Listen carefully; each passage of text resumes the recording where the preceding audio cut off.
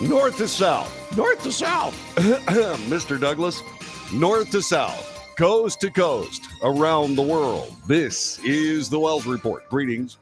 My name is John David Wells. What do we do on this broadcast? We report the news. Honestly. Fairly. We analyze the news for fact and bias. We point out both. I make commentary. That's not news. It's just my opinion. Just as valuable as yours. And so we debate. All of the first three. News, analysis, commentary, debate is what we do on the Wells Report. Welcome to the broadcast. It's good to have you here. So this has been an amazing run of days for those people who have been paying very close attention to one of the biggest and probably one of the most amazing human constructs in our lifetimes. And that is social media, and specifically Twitter. And we are going to be talking about Twitter coming up in just a little bit. That's going to be in our second hour of the Wells Report. We've been watching the, shall we say, opening up of some of the things that have been kept hidden by Twitter for years and years. The catalyst, of course, Elon Musk. Elon Musk has been doing this because he took over the company, took it private. It is his company, and he wanted people to know the transparency behind the non-transparency of what was alleged as people being shadow banned and flat censored. That'll be in our second hour. This hour, on the other hand, well, this is about the Supreme Court of the United States hearing a case to determine whether or not a business owner's, take two. The Supreme Court is looking at a case that will determine whether or not a business owner can pursue their First Amendment religious rights when it comes to people who are outside of their particular religious beliefs, ask for their services. And this is something that has happened before. If it seems familiar, that's because it is. Years ago, 2015, a spontaneous celebration erupted outside the Supreme Court. Now, this is from USA Today, as they report this story. A slim majority of justices legalized same-sex marriage across the nation. Gay pride flags spilled into the court plaza. Inside the courtroom, some members of the audience wept and embraced as the gravity of the court decision came into focus. Now, 7 years later, the High Court begins to consider another case implicating same-sex marriage. The mood among supporters of LGBTQ rights is far less jubilant. The Supreme Court heard oral arguments today in a case involving a Colorado designer who wants to decline to create wedding websites for same-sex couples because those marriages fly in the face of her religious beliefs. The outcome would have profound implications for state anti-discrimination laws, as well as the First Amendment. After a landmark victory in the same-sex marriage case and another win in 2020 that banned workplace discrimination on the basis of sexual orientation, the outlook for LGBTQ rights at the Supreme Court has dimmed in recent years, according to USA Today. This is biased, and so we are pointing that out. Especially in suits like this one filed by a website designer that involves conflicts with religious freedom.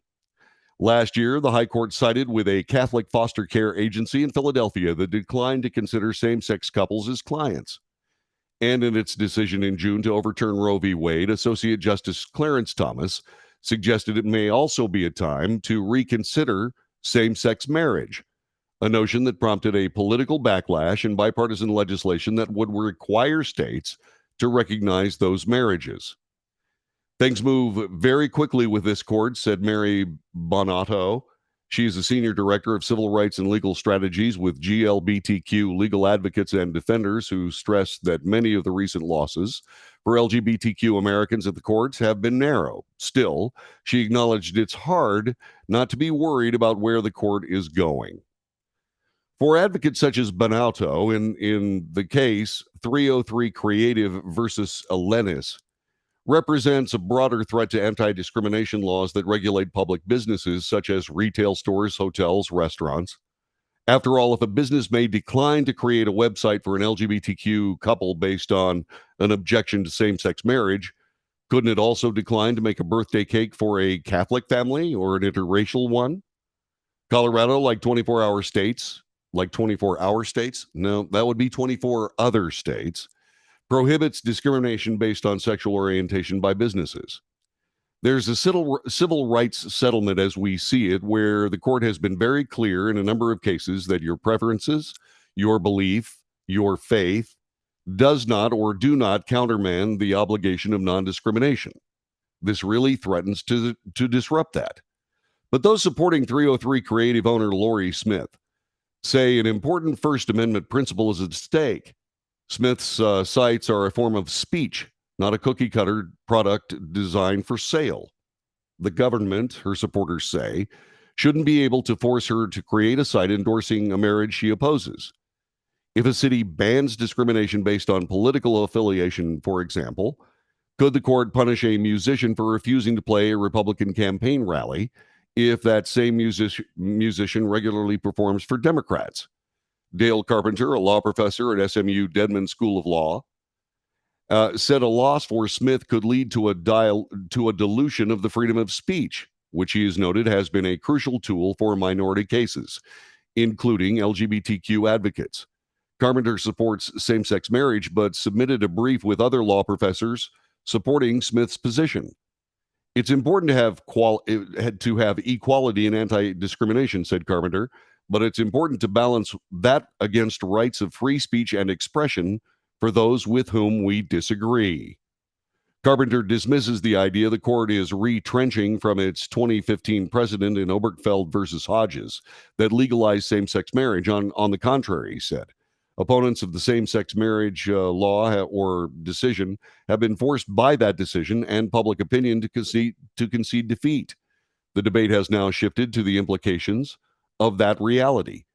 Obergefell is probably more secure. We're gradually feeling our way to a settlement that is workable, fair, and preserves strong interests of both sides.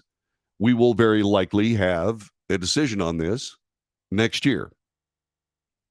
For religious groups backing Smith, the case represents something like a do-over. 4 years ago, a 7-2 majority of the Supreme Court sided with a Colorado baker who refused to create a custom wedding cake for a same-sex couple. But that decision was focused narrowly on how the state's Civil Rights Commission treated the baker, Jack Phillips. The court did not rule on a broader question about whether to draw the line between the business owner's religious freedom and LGBTQ rights. That lack of clarity on that question has led to other lawsuits, including from a florist in Washington state who declined to create an arrangement for a same-sex wedding. The Supreme Court declined to hear that case last year. Smith, who is being represented by the same group that backed Phillips, asked the Supreme Court to decide whether Colorado's requirement violated her First Amendment right to exercise her religion without government interference, as well as her right to free speech. The High Court limited its review to only the speech question. A 3-judge panel of the Denver-based U.S. Court of Appeals for the 10th Circuit last year ruled against Smith. The court agreed that her websites are a form of speech. It also found that the state's anti-discrimination law compelled Smith to create speech that celebrated same-sex marriage, but in a 2-1 ruling, the court said Colorado had an interest in preventing discrimination and ensuring equal access to goods and services. So it upheld Colorado's law. Chief Justice John Roberts predicted such lawsuits between LGBTQ Americans and religious business owners. For millions of Americans, the court's 2015 ruling in Obergefell reflected an evolution the nation had already undergone in its views regarding same-sex marriage. But Roberts, one of 4 justices who dissented in the case, warned of the potential for conflicts with business owners like Smith. Since 2015, 2 of the associates in the Obergefell majority, Anthony Kennedy and Ruth Bader Ginsburg, have been replaced by more conservative successors. Hard questions arise when people of faith exercise religion in ways that may seem to conflict with the new right to same-sex marriage, said Roberts. There is little doubt that these and similar questions will soon be before this court. And so they are. And so, the court is now trying to consider exactly what is going on with regard to where the First Amendment stops and the LGBTQ right to same-sex marriage begins. This is fascinating. And it does have broad implications because in my view, someone does have, even if they own a business of their own, someone does have the right to be able to uphold their beliefs in their religion and in other things that are guaranteed by the Bill of Rights.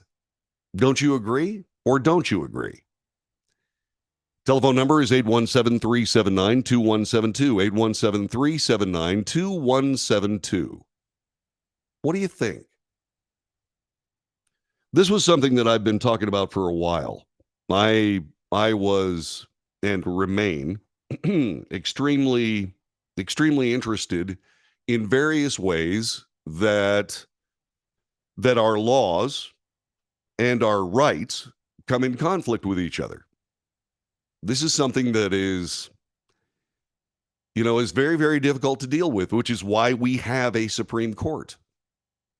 But every time there is something along this line, there is yet another small piece of the definition of, say, for example, the First Amendment right of religious freedom or anything else, that this new nuance, this new part of that definition can also create other arguments that are going to be heard by the court later on. It's something that I think is part of the turbulence that occurs when things change. I've talked about it during the Roe v. Wade debate. Roe v. Wade changed a bunch of things, but it took a long time for everybody to settle around, not just from a legal standpoint, but a societal one as well. It took a long time for people to find an equilibrium. And that's where we are with regards to same-sex marriage. I don't think anybody really has any problem with people marrying each other. My only problem with same-sex marriage is the word marriage. And that has something to do with religion. To me, marriage is a religious sacrament. And so if I had been on the Supreme Court, I would have tried to define it as such, a religious sacrament that goes with a particular religion and therefore is protected by the First Amendment. Now, if this was a case where, say, for example, someone was looking for us, and this is where I differ, if someone was seeking a civil union, then I could possibly see that the civil union would be different. A civil union would have the protections of the laws that Colorado is seeking to implement, wouldn't it? And even that leaves debate open. Our telephone number, 817-379-2172. Steve Zimmerman. Z, what are you doing? How are both of you? How are all the Zimmermans?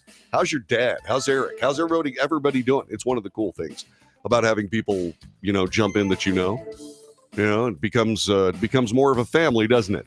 It's good to have you here, Steve. Thanks very much for joining us. This is the Wells Report.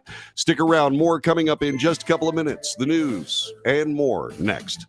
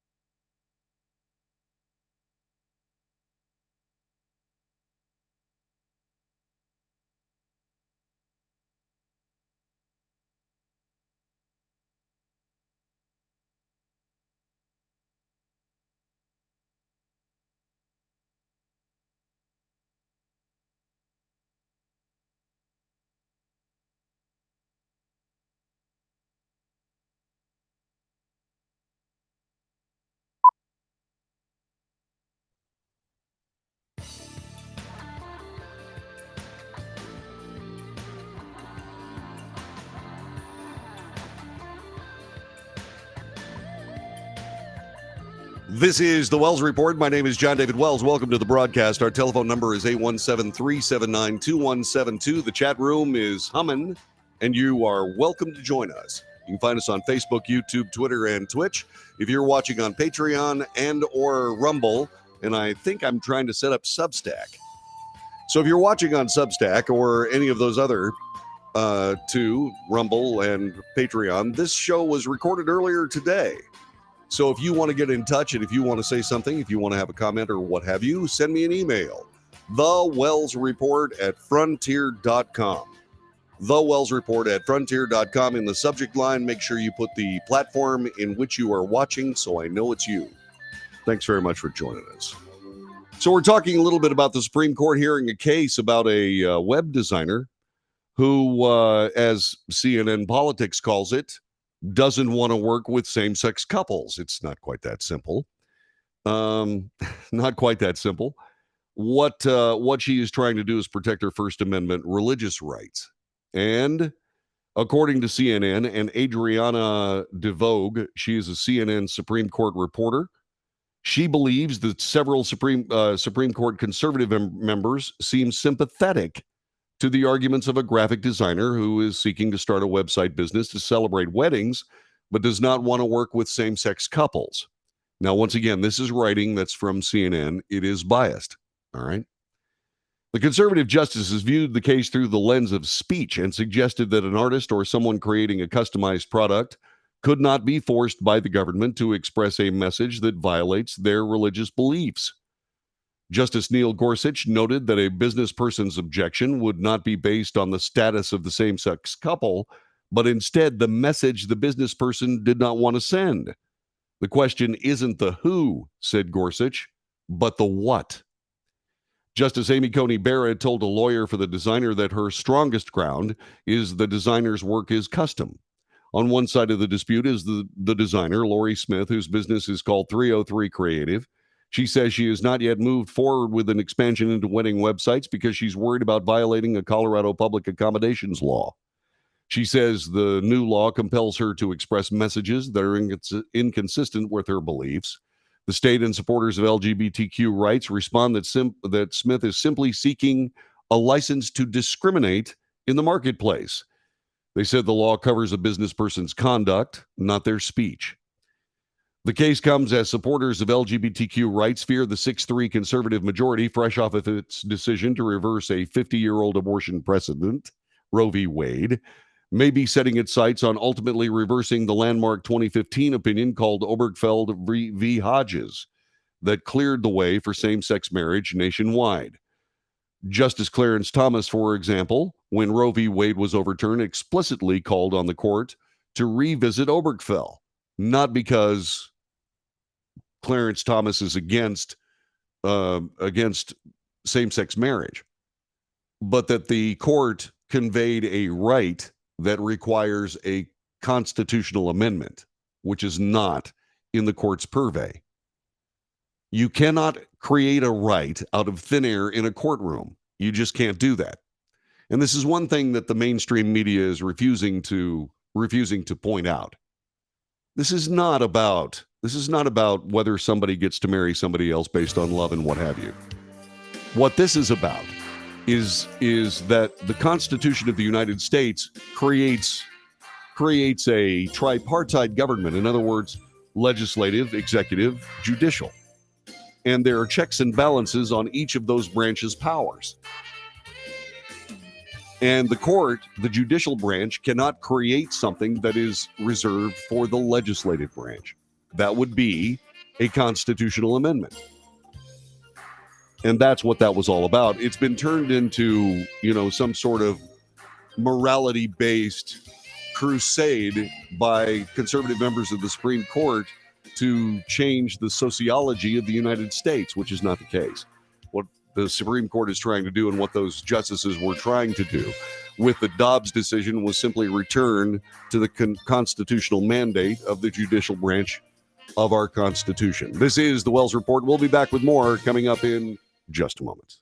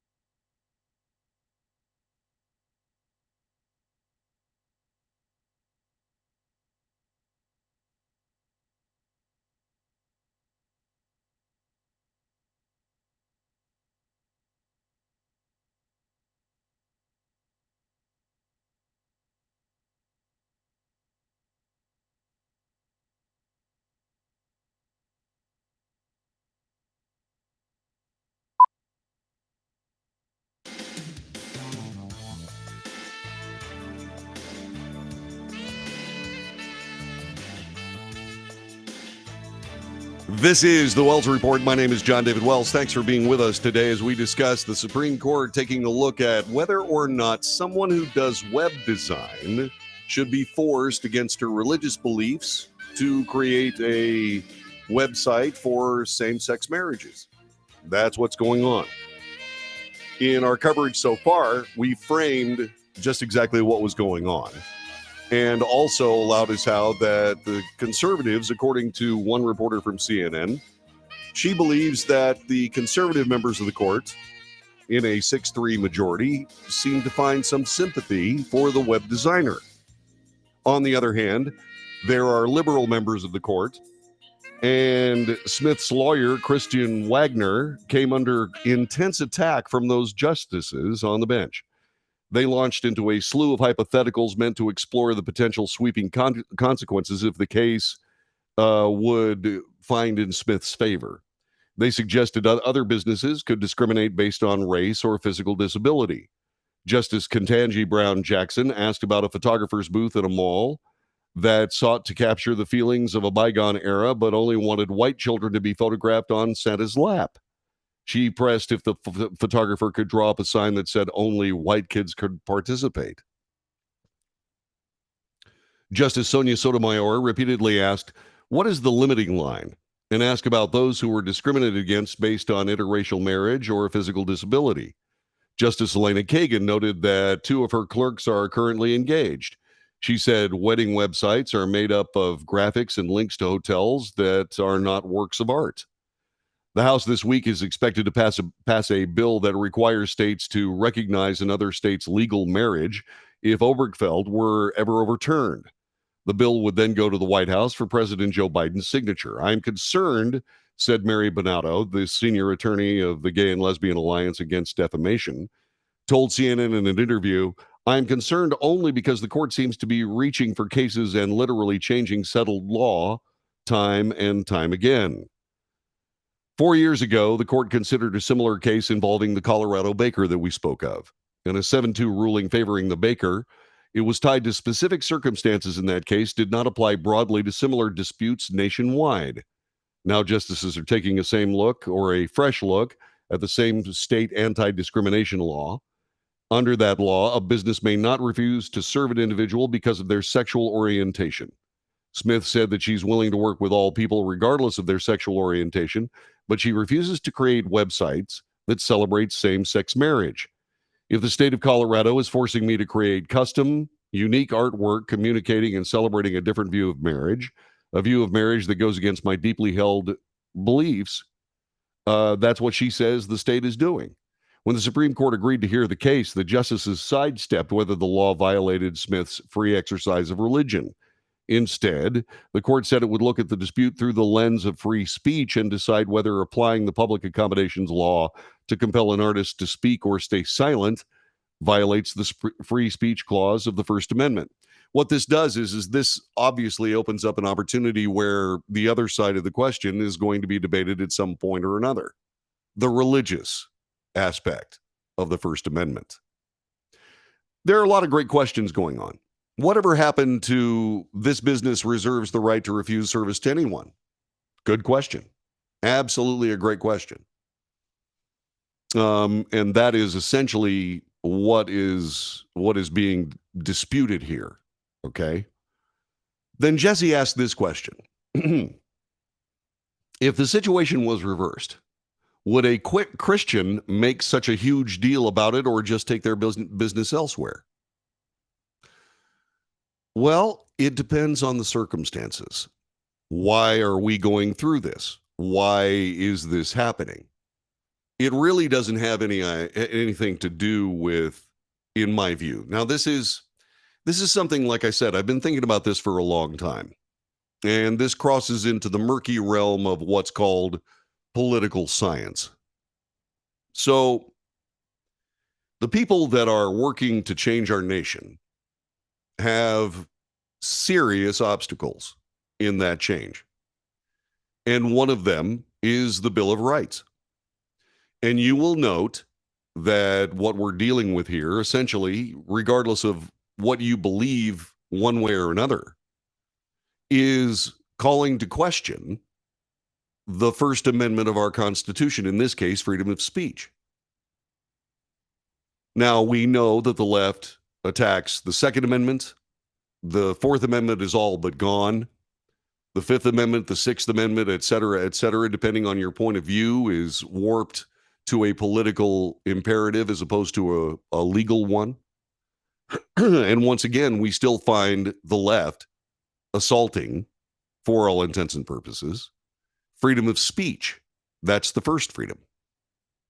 Now, remember, the court is backing away from the religious aspect of this because you think political science is murky. Wait until the court has to decide what the religious implications of some of this are. And that, by the way, is a check that they're writing.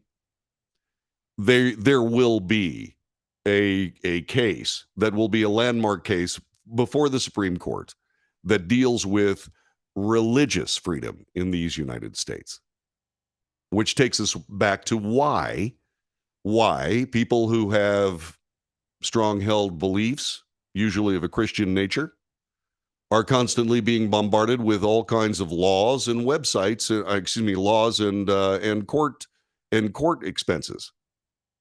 Okay. Now, this is supposition on my part. This is my theory.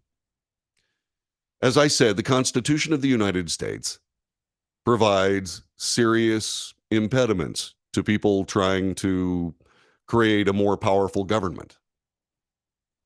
One of those is the Bill of Rights, and those rights are not extended by the government of the United States. Those rights are extended by God and recognized as such in the Constitution as being God-given rights. And they are unalienable. There can be no law put against them. But we keep seeing, and mostly from the left, laws being put against these rights to put a lien against them, which is unconstitutional. And in order to be able to change the concept of God-given rights into something that is more government-given, like, say, for example, the Constitution of France, God-given rights are unattackable. Government-given rights, well, are up for debate. And that's what we, the people of the United States, are both protected by and must be vigilant to protect. The fact that our rights come from God and not from a government. And the big attempt here is to try to make those rights government-given, to redefine them into something that puts them in a governmental purvey, as opposed to, like, for example, this law. Well, you see, that bracketing should not exist in a God-given right. You have the right to say what you choose to say.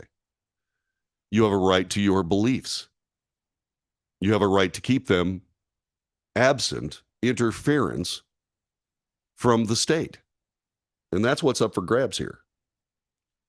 And I have to note again that the Supreme Court is really not getting to the crux of the issue. And that fascinates me as well.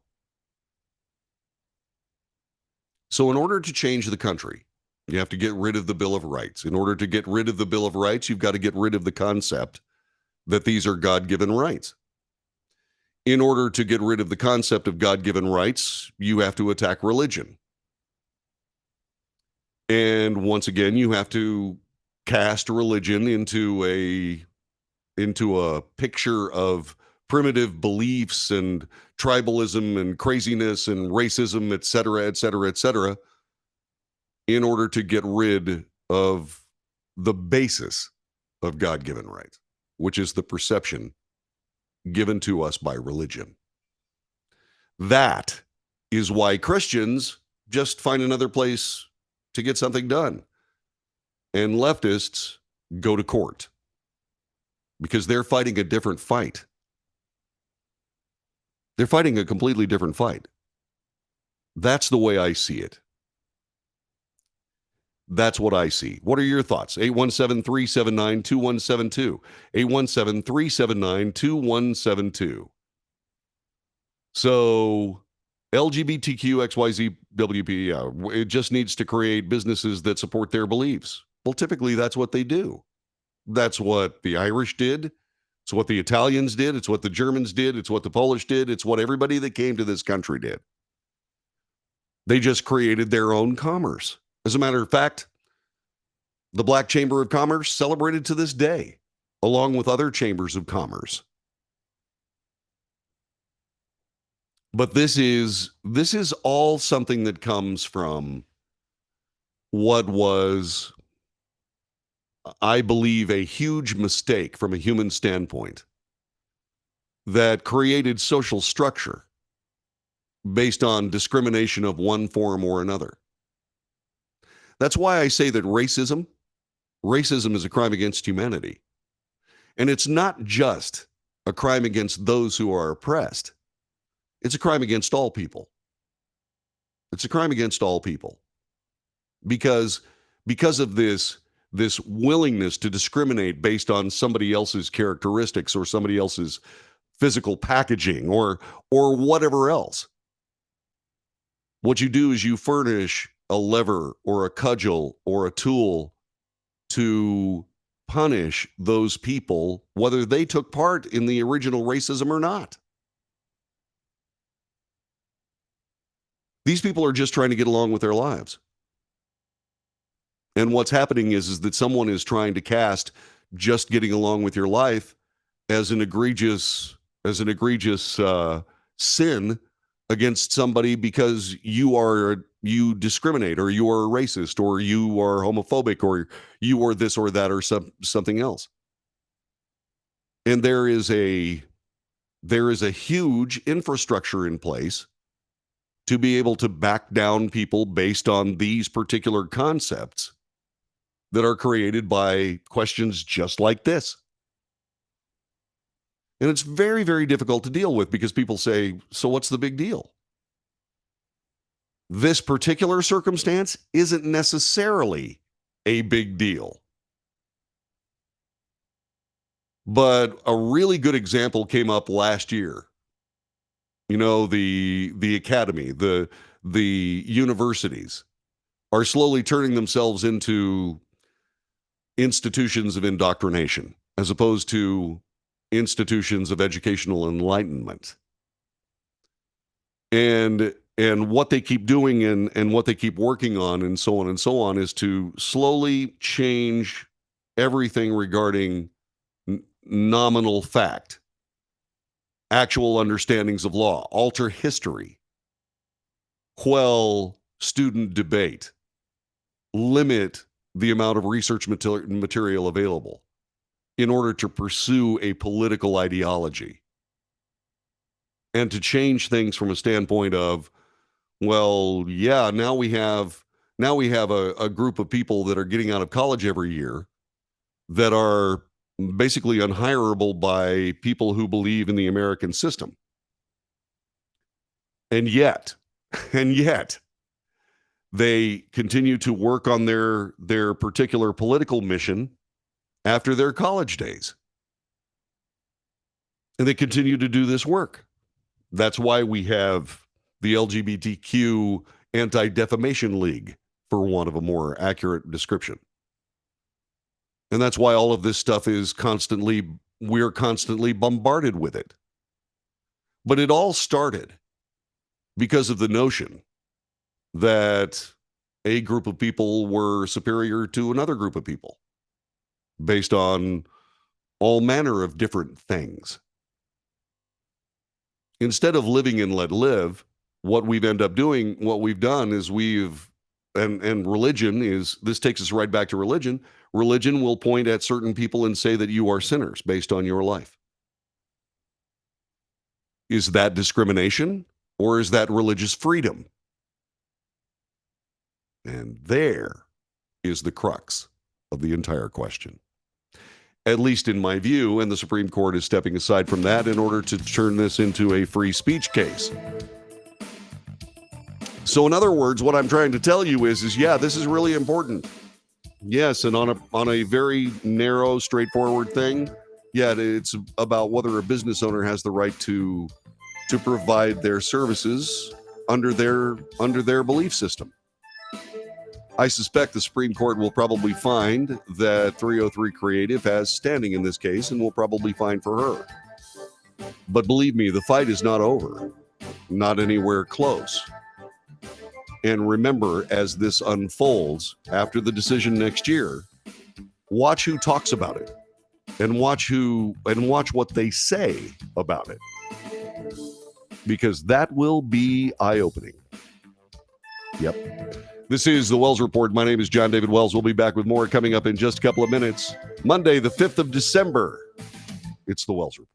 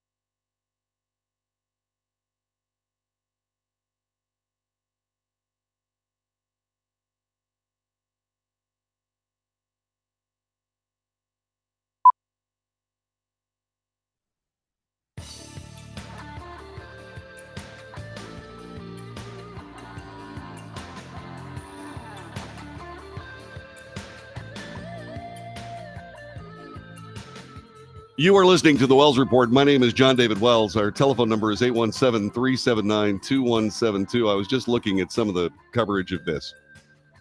And apparently there was a little bit of humor flying around regarding this case.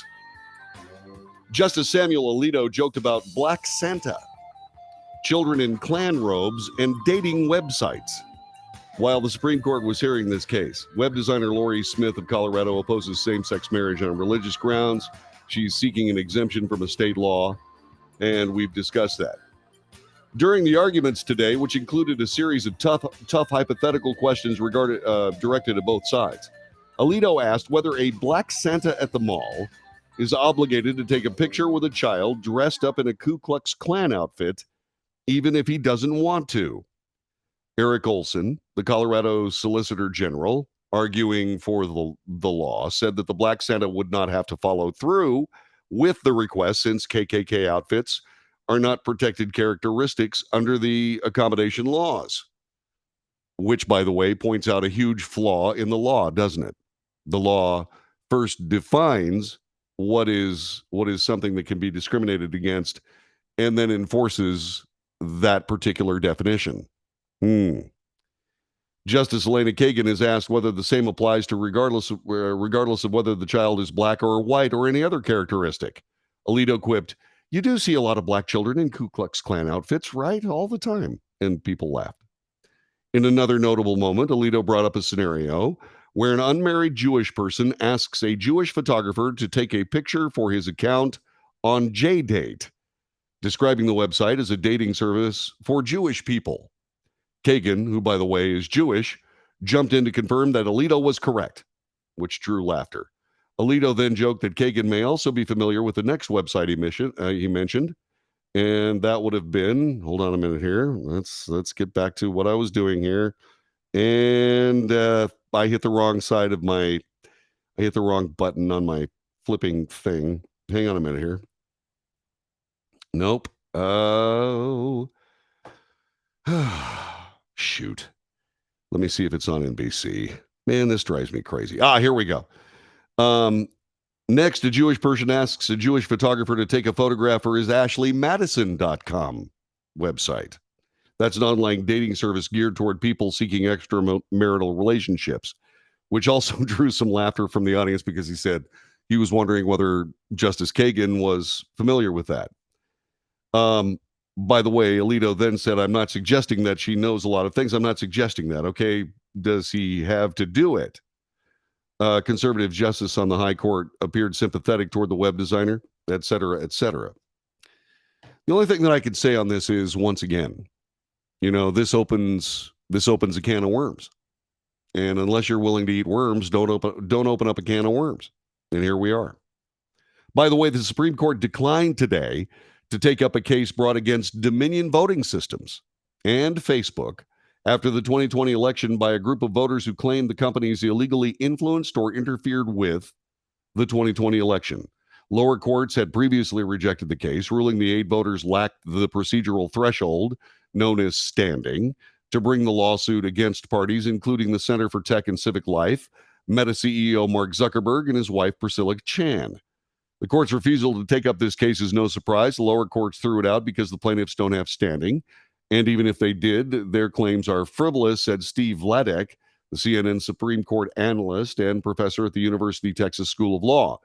Well, Justice Vladek, I can only say this.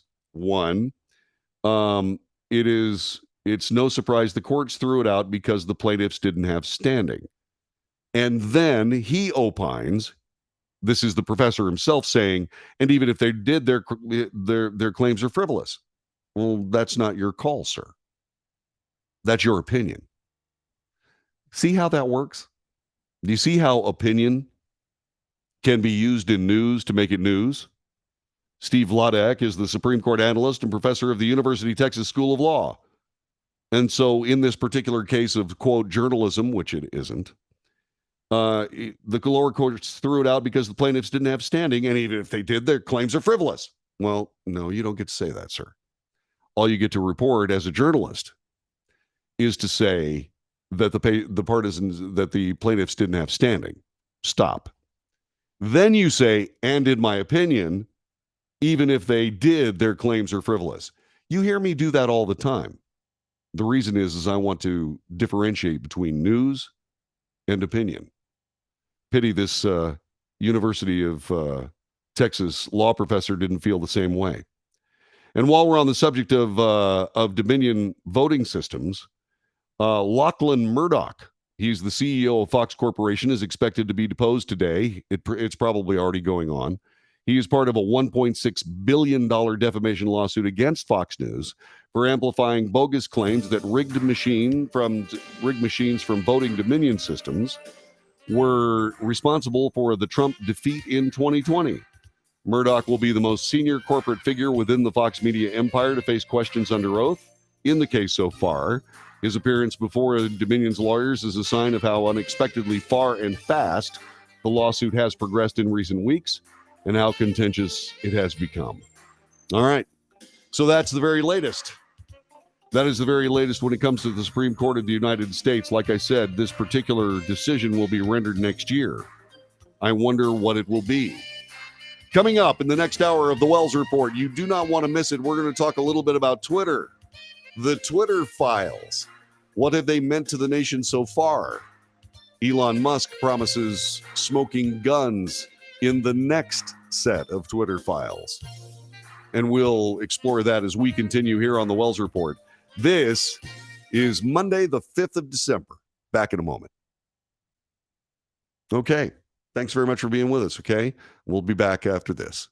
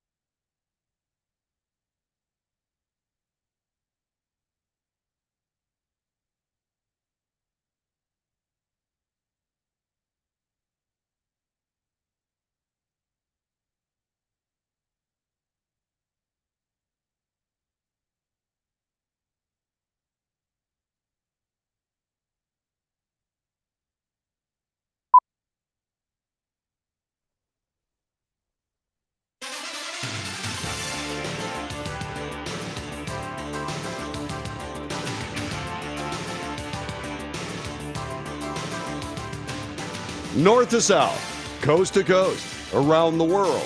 This is the Wells Report. My name is John David Wells. We bring you the news, honestly, fairly. We analyze the news for fact and bias. We point out both.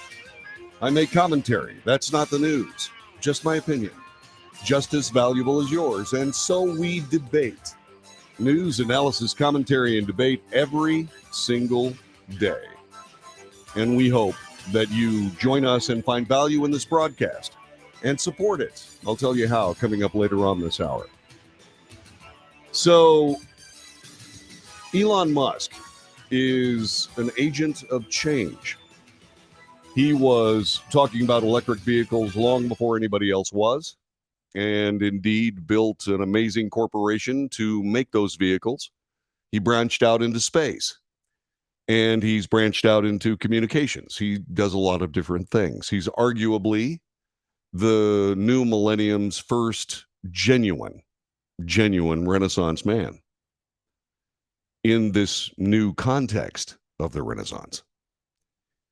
And he noticed something that conservatives had been talking about for a long time, that big tech media, social media, had been meddling in the political affairs of the people of the United States and had indeed violated the constitutional idea of free speech and free expression and had done so in a way that may indeed have interfered with our elections.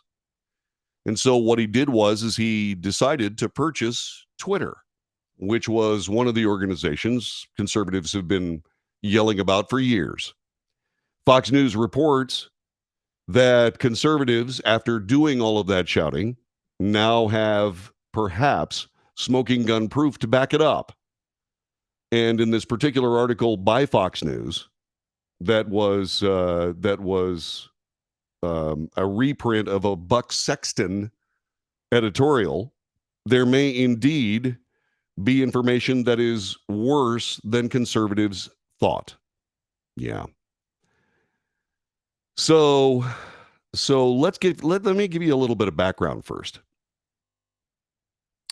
This is from USA Today. Elon Musk promoted a series of tweets last Friday that showed Twitter executives struggling with handling tweets surrounding a report on Hunter Biden's laptop before the 2020 presidential election, as the company took steps to block it.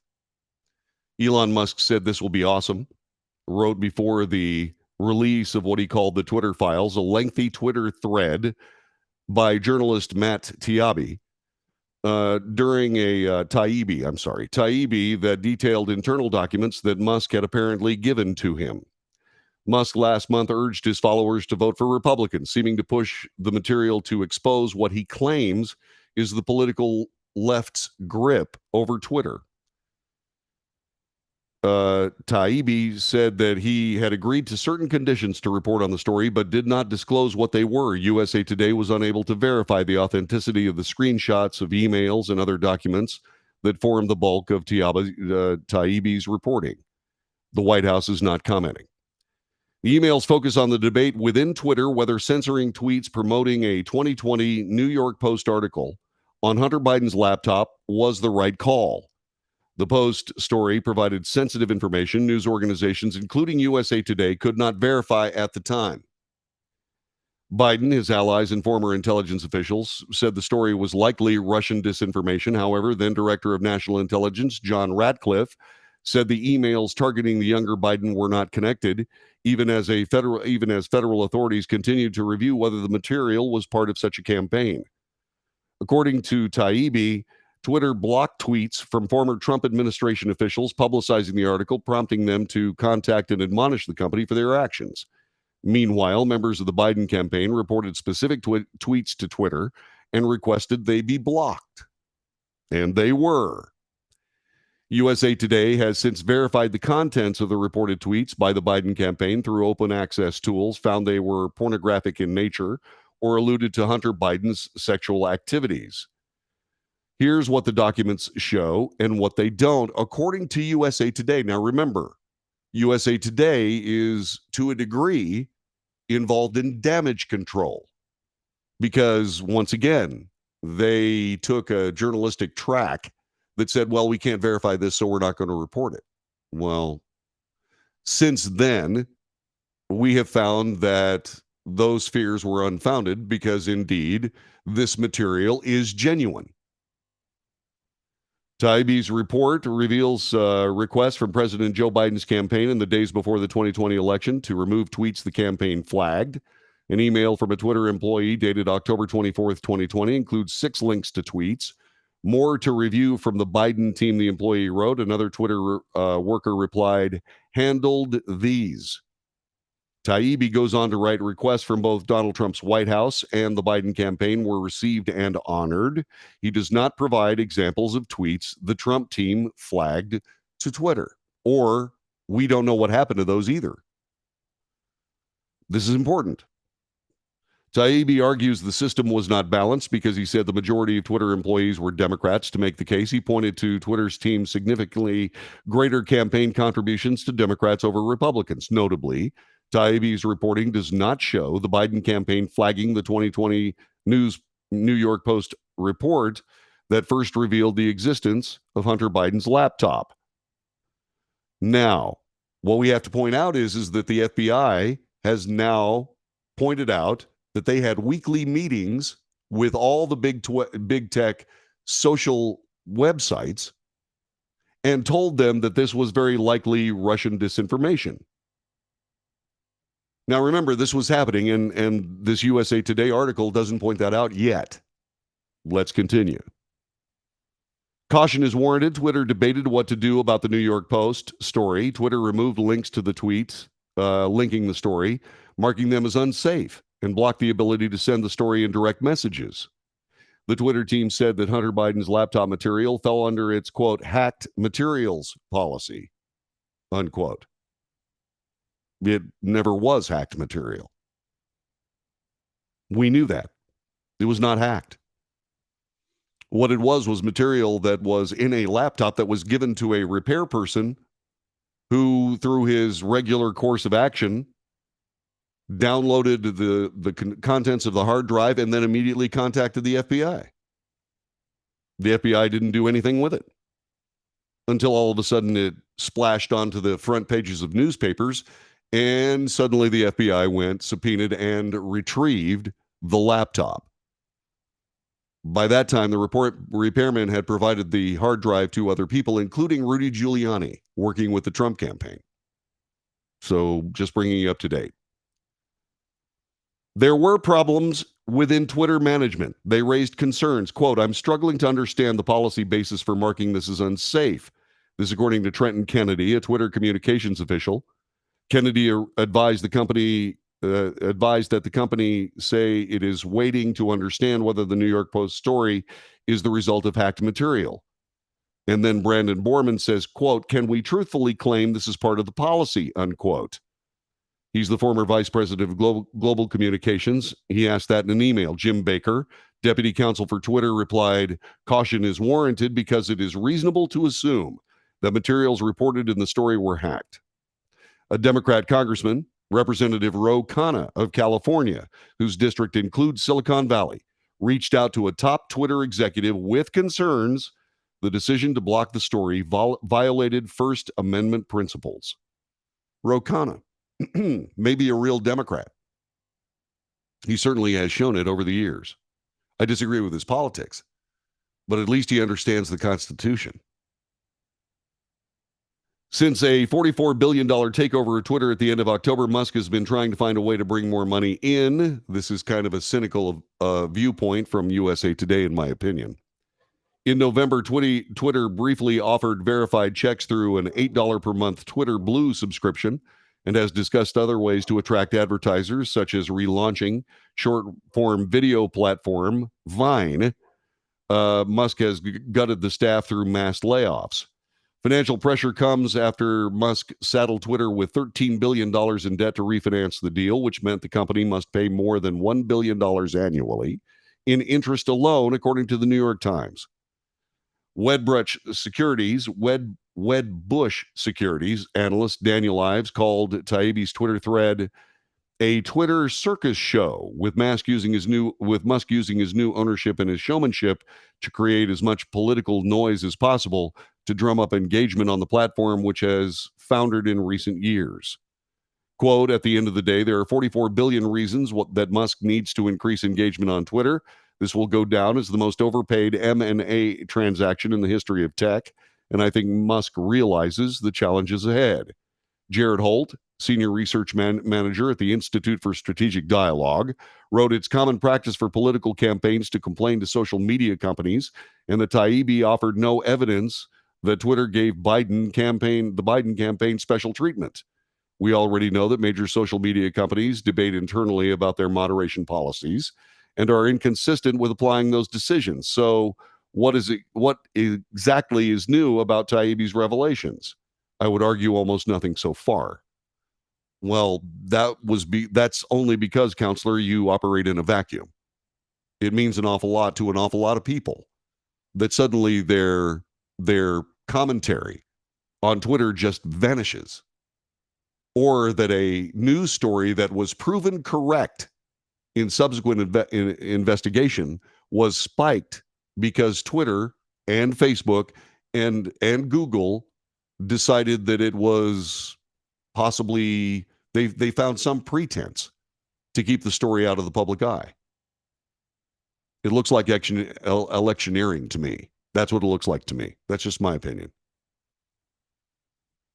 So on November 7th, Musk tweeted a recommendation to vote for a Republican Congress, et cetera, et cetera. And of course, this puts it firmly in the political purvey. In a November 25th tweet, Musk confirmed that he would support Ron DeSantis, a Republican. Twitter also invited right-wing accounts back onto the platform under Musk, including former President Donald Trump. Trump was later banned from the platform in January 2021 due to risks he would incite further violence following the January 6th attack, etc. Republicans seized on the material as proof that Twitter sought to hide a story unfavorable to President Biden ahead of the election. Do you think that's true? Yes or no? 817-379-2172. 817-379-2172. What do you think? We're learning in real time how Twitter colluded to silence the truth about the Hunter Biden laptop story just days before the 2020 presidential election. This according to House Republican leader Kevin McCarthy. He voted Republicans will get answers for the American people when they take control of the House next year. We will see, won't we? Democrats said there was no story. Here is the big reveal. U.S. Representative Ted Lieu of California said Twitter got complaints from lots of folks, including the Biden campaign, the Trump White House, and your cousin's friend. Sometimes Twitter listened, and sometimes it didn't. But once again, Buck Sexton sees things a bit differently. I will share some of his comments coming up in just a couple of moments. What are yours? What are your comments on this? Is Elon Musk indeed giving us smoking gun evidence that there was collusion with regards to the 2022 election and the 2020 election? This time not from Russians, but this time from social media, this time from mainstream media? There's a good case for that too, and we'll get to all of it as we continue here on the Wells Report. Thanks for joining us today. Back with more in just a moment.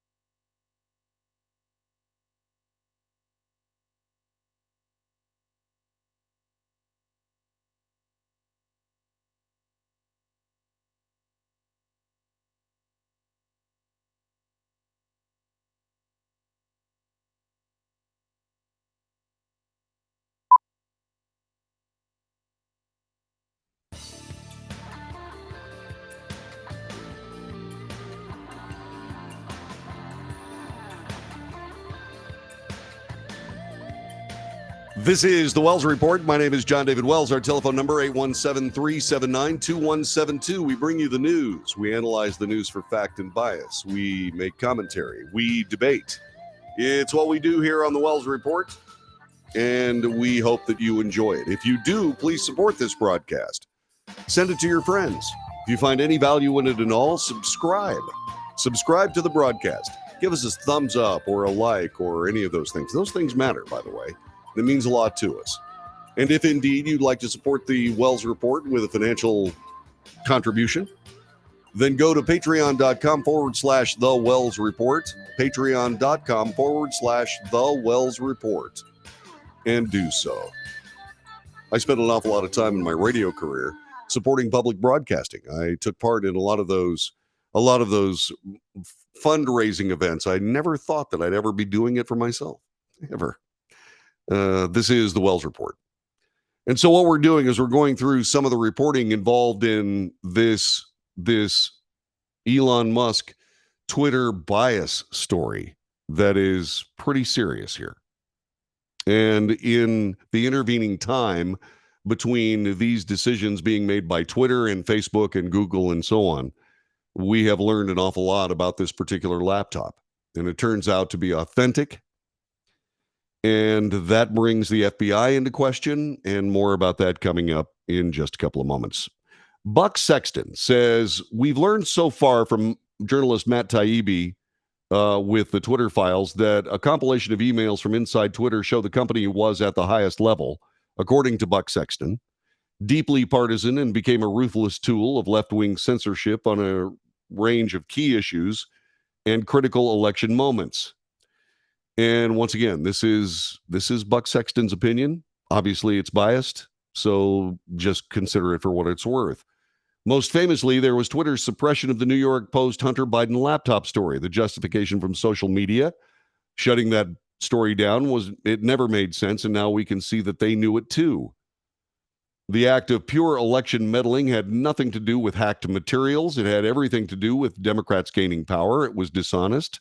It was bad faith. It may have well thrown them the 2020 election, according to Buck Sexton. But the Twitter files are still in their opening act. Matt Taibbi and Elon Musk have made it clear there's a whole range of internal documents that will soon be shared with the public, and the Democrats may face a reckoning that stretches all the way to the White House. What will the next batch? And already Buck Sexton is using the word Twittergate.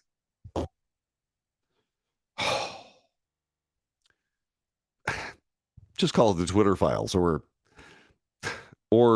the bias story or something. But Twittergate, can we get away from that, please? All right, so here we go. Shadow banning will be the likely target, according to Buck Sexton. This process is where Twitter, under its previous woke management, used to dramatically limit the reach of certain users. In essence, disfavored conservatives who challenged the consensus on, say, COVID-19 mandates or election rigging would be blocked from reaching their own audience. This was among the most pernicious, underhanded maneuvers at Twitter, as it created an appearance of free and open debate without risking the backlash of actual suspension. That, I think, happened to me. I think Twitter did that with me, and I'm slowly recovering, in case you're wondering. It was demoralizing for anyone trying to make their case in the public square and found themselves shouting in a proverbial empty room, no matter how many followers they had. And according to Buck Sexton, it was done on purpose to aid the left. Do you agree with any of this? 817-379-2172. 817-379-2172. There will also be further Twitter files drops that show certain high-profile individuals or topics were specifically targeted for shadow banning or even suspension, based solely on whether they were upsetting or disadvantageous to Democrats. And this almost certainly will include direct communications between the Biden White House and Twitter officials. Is it all partisan politics? Or is this something that actually does threaten democracy? This is the Wells Report, back with more in just a moment.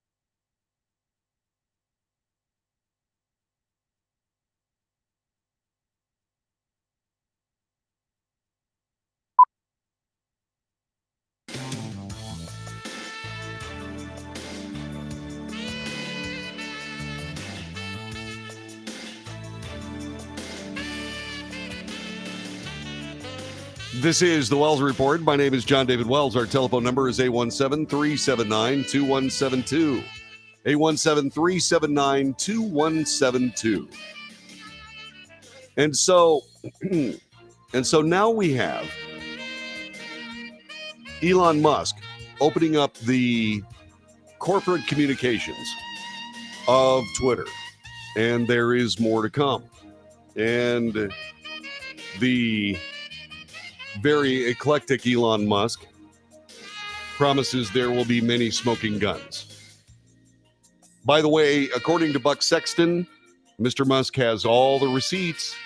The Twitterati never expected that Elon Musk would buy the company. So it didn't occur to them to hide their thoughts until it was too late.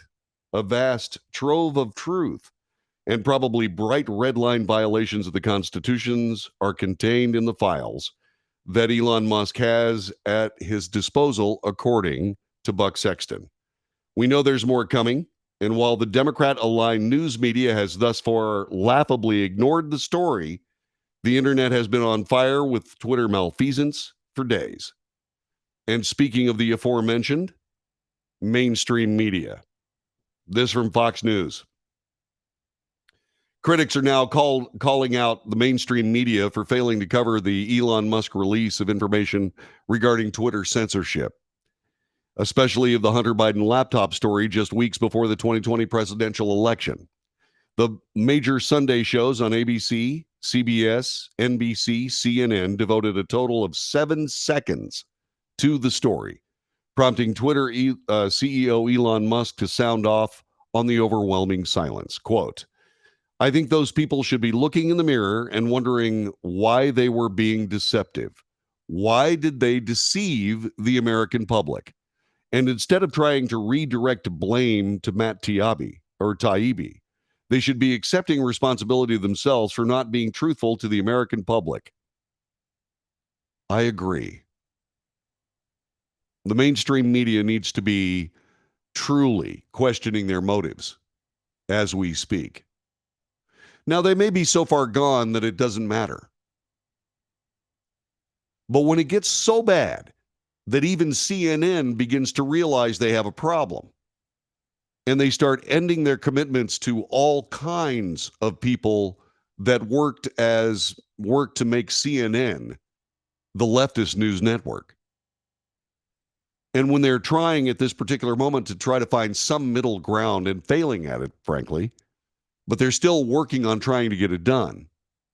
It seems that ABC, CBS, CNN, NBC would start looking down that trail themselves, and they had better start doing it. They truly should.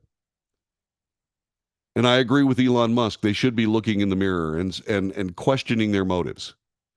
MSNBC devoted 3 minutes of coverage. CNN covered it for 10 minutes over the weekend.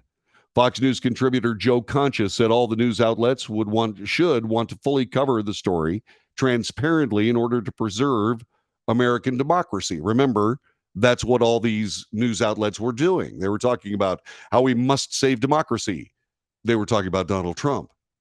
But all the while they're talking about trying to save democracy, they're refusing to do their job, to actually report the news as it lays on the table, choosing to play politics instead.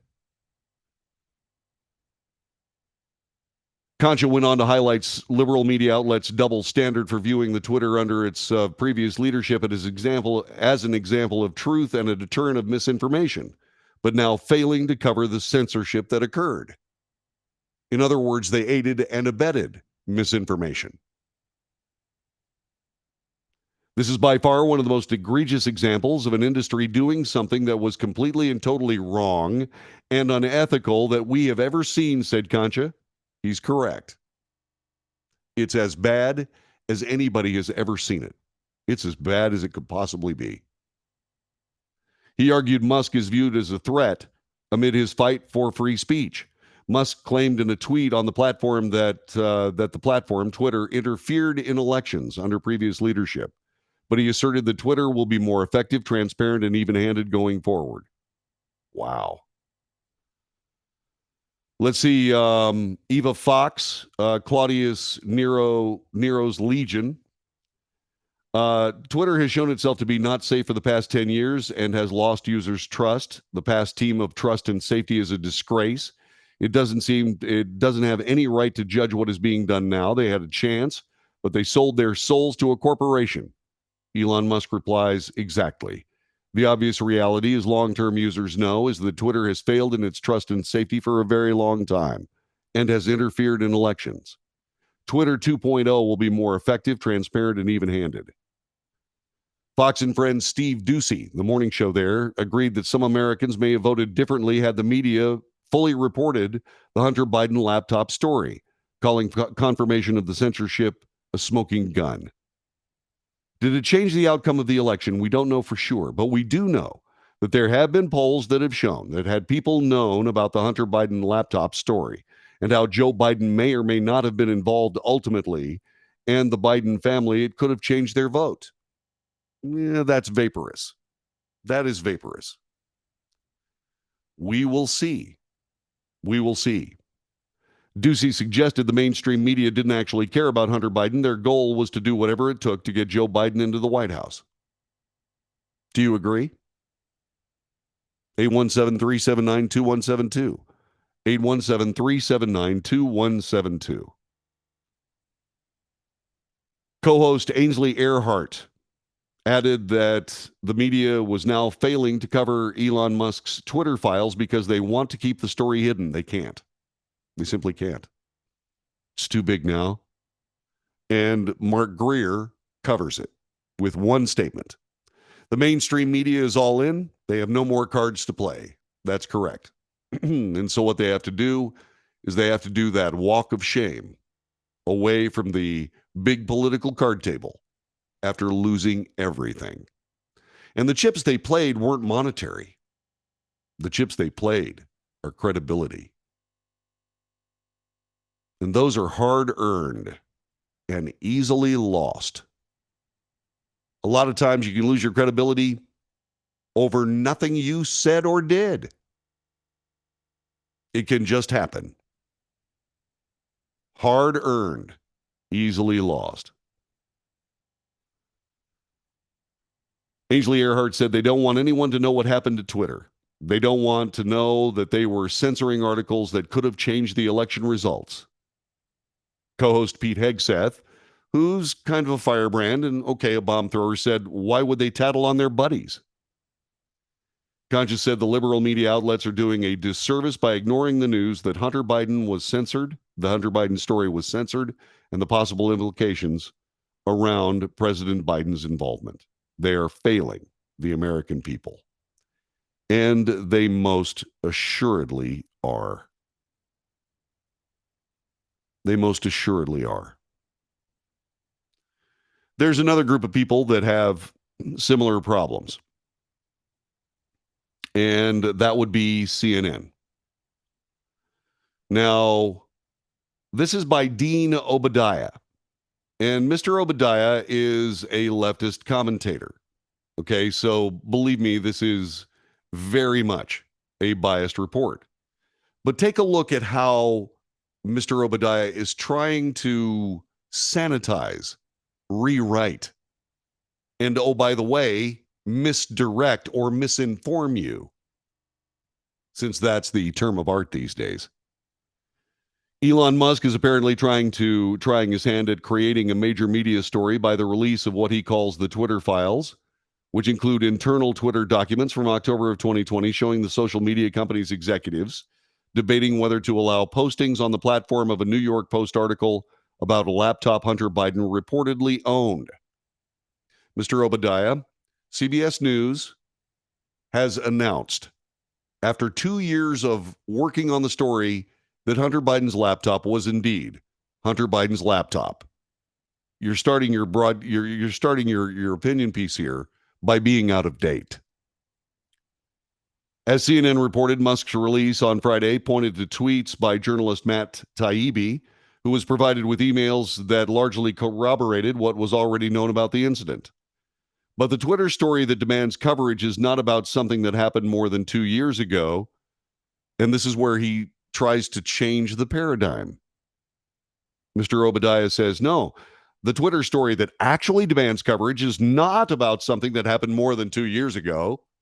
Obviously, graft and corruption, or at least the possibility of graft and corruption from the laptop of one of the people involved in that graft and corruption, that's not really the big story because it's 2 years old.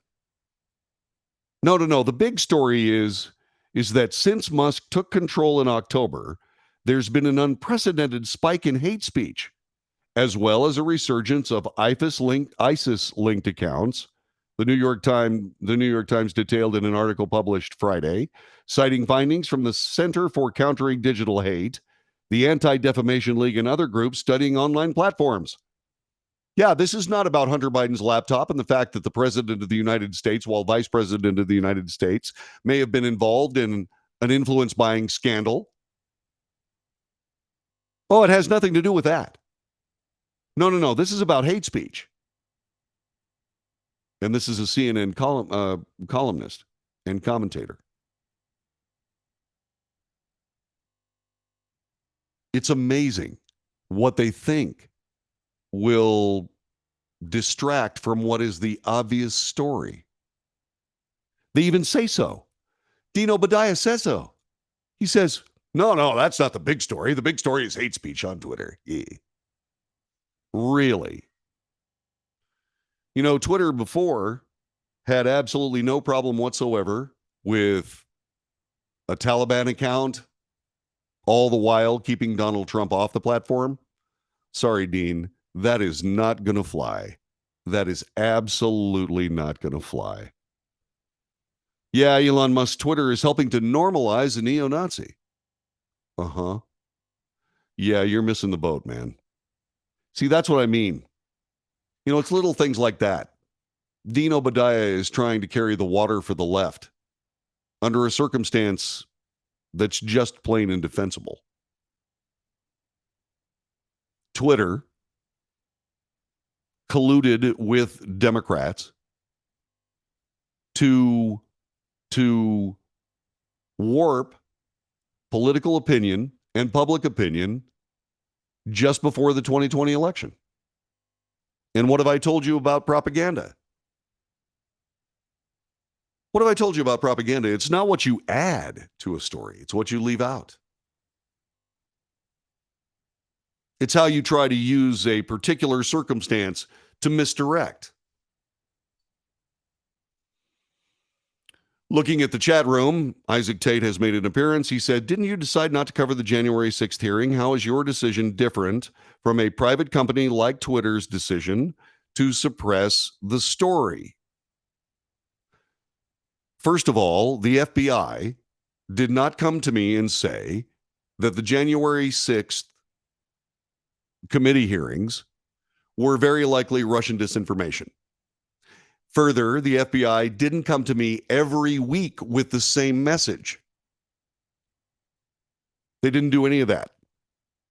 They did with Twitter and Facebook and Google. So the government wasn't in contact with me making that decision. That decision was made by me as an individual journalist after watching the opening parts of the January 6th and waiting for the rebuttal that never came. And it never came, and it never came, and it never came. And once again, I was calling for exactly what Republican leader Kevin McCarthy is now calling for: the rest of the information. And I was also telling you this: the January 6th committee would have been able to do actual, honest to goodness, really good work that may or may not have damaged Donald Trump. All they had to do was put the entire truth out there. It's not hard to do. Just put the truth out there. Let the American people decide. What was wrong with the January 6th committee and what invalidated it, in my view, from serious coverage was not the January 6th happened and so on and so forth. I saw President Donald Trump's speech. I covered it.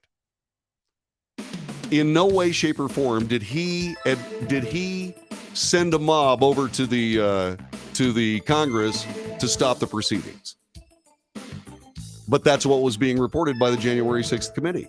That was also what was being reported by the impeachment committee. It was so outlandish that even noted leftist bomb thrower Gerald Nadler said, we got to let the president talk on this. We've got to hear his side of the story, or no one's going to believe us.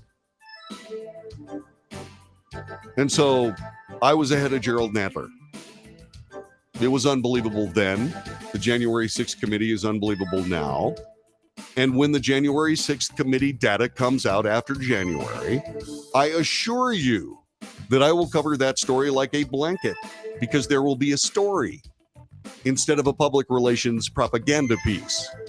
This is the Wells Report. Back with more in just a moment.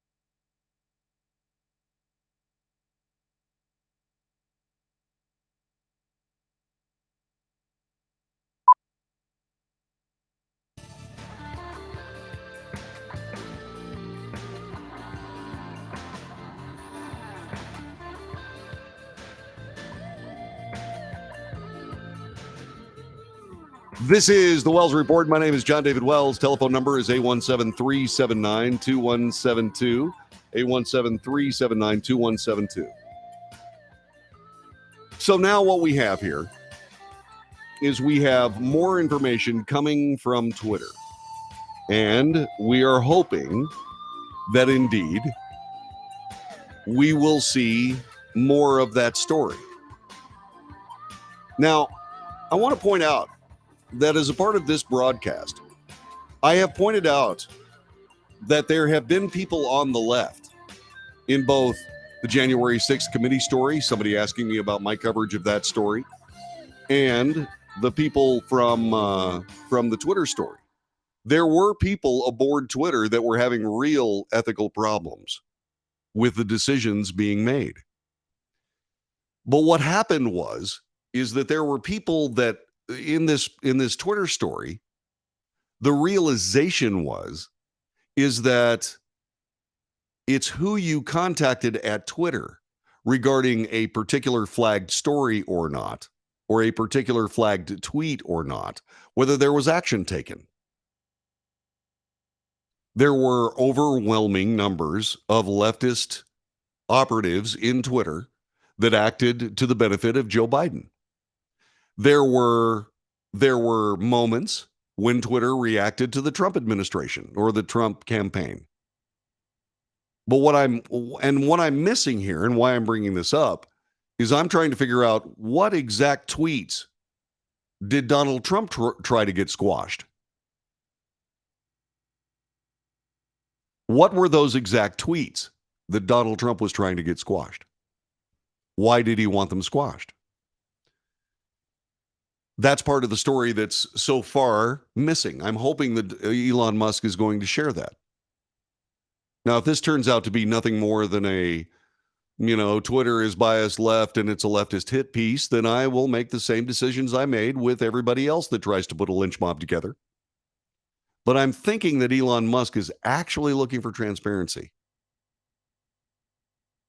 Neither of the impeachment hearings, neither of the impeachment investigations done by done against President Trump by the House, by the Democrat-controlled House, made any pretense of having a fair and truthful investigation or a result. It was a partisan witch hunt each time. And the January 6th committee hearing was likewise a partisan witch hunt. And oh, by the way, remember that in the impeachments, they were making these pronouncements about charges, none of them went anywhere.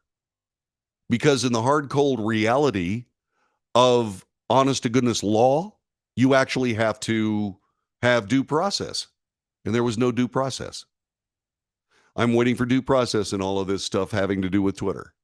I'm waiting to see whether or not I'm only getting one side of the story. And when I see that I'm only getting one side of the story, I will point it out and will very likely contact Elon Musk and say, Mr. Musk, what about the tweets that Donald Trump wanted to be squelched? What about those? Tell the story. You see, the thing about the January 6th committee, they could not stand up and say that we want to be transparent. And the reason they couldn't say it was because they weren't being transparent. Communications between Nancy Pelosi and the other people that were running the show when the House of Representatives, they didn't want an equal and fair story. What they wanted to do was they wanted to get Donald Trump. And all of this was just an extension of it. Now what we see something that's completely different. Let's divorce that from the January 6th thing. Let's divorce that from my editorial decision making. Let's get back to what the actual story is. The actual story in this is that a major social media organization charged with at least participating in First Amendment free speech saw fit to censor that free speech. And now we're actually seeing how they did it and why they did it and the struggles that they went through while they were doing it. Not everybody is a villain in this piece. The end result was censorship. There were good questions being asked on the other side of that censorship decision. But at the end of it, censorship won. There's also a component that has to be dealt with here regarding the FBI. When it comes to the Hunter Biden laptop story, the FBI had the laptop for a couple of years and did nothing with it. Or they did something with it. They actually looked through it. They found the same things that CBS News allowed an independent analyst to see, and he came up with things that said, yeah, this is absolutely confirmed Hunter Biden laptop. The FBI didn't know that information? They did, which means that everything they did afterwards, after that revelation, was political warpage of federal law enforcement. And there's no way to hide that. And there's no way to escape it. And it all had to do with the 2020 election. The case is growing. We'll see where it goes. This is the Wells Report. Back for hour number 3 in just a moment. Again, thanks very much for joining us. Stick around. There's more to talk about, including Donald Trump.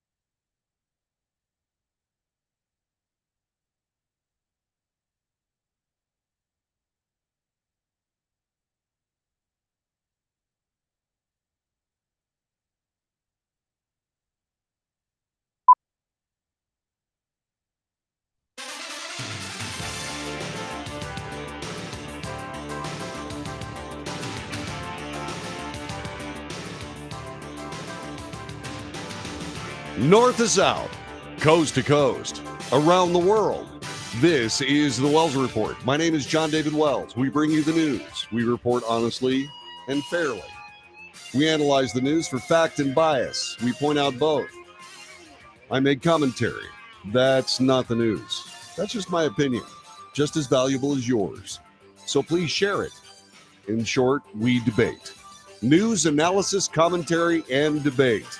That's what you have here on the Wells Report. We do it 3 hours every day, live from 2 until 5 p.m., Monday through Friday in the Central Time Zone.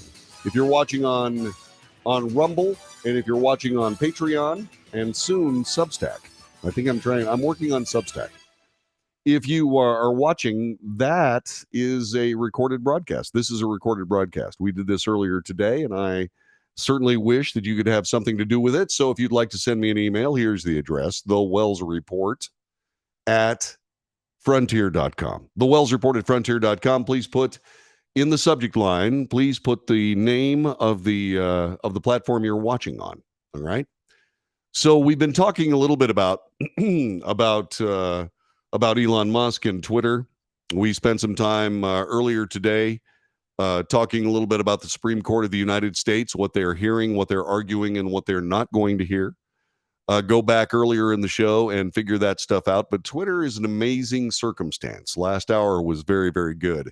And I certainly hope that you spend a little bit of time visiting with what we discussed on that particular hour. Okay? Former President Donald Trump faced rebuke from officials of both political parties after calling for the termination of parts of the Constitution over his lie that the 2020 election was stolen. This, by the way, is Associated Press. Remember the part where I point out fact and bias? Okay, time to point out bias.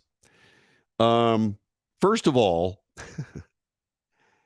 what's happened in the mainstream media regarding the 2020 election is that when anybody brings up anything having to do with something that is contrary to the mainstream media orthodoxy, that the 2020 election was the fairest, most perfect election ever, they call you a liar.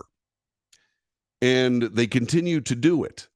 They refer to unfounded claims. They refer to outright lies, blah, blah, blah, blah, blah. And they did it again here. Former President Donald Trump faced rebuke from officials in both parties after calling for the termination of parts of the Constitution over his lie that the 2020 election was stolen. You know, they could be real journalists simply by saying that he was rebuked by both parties calling for the termination of parts of the Constitution over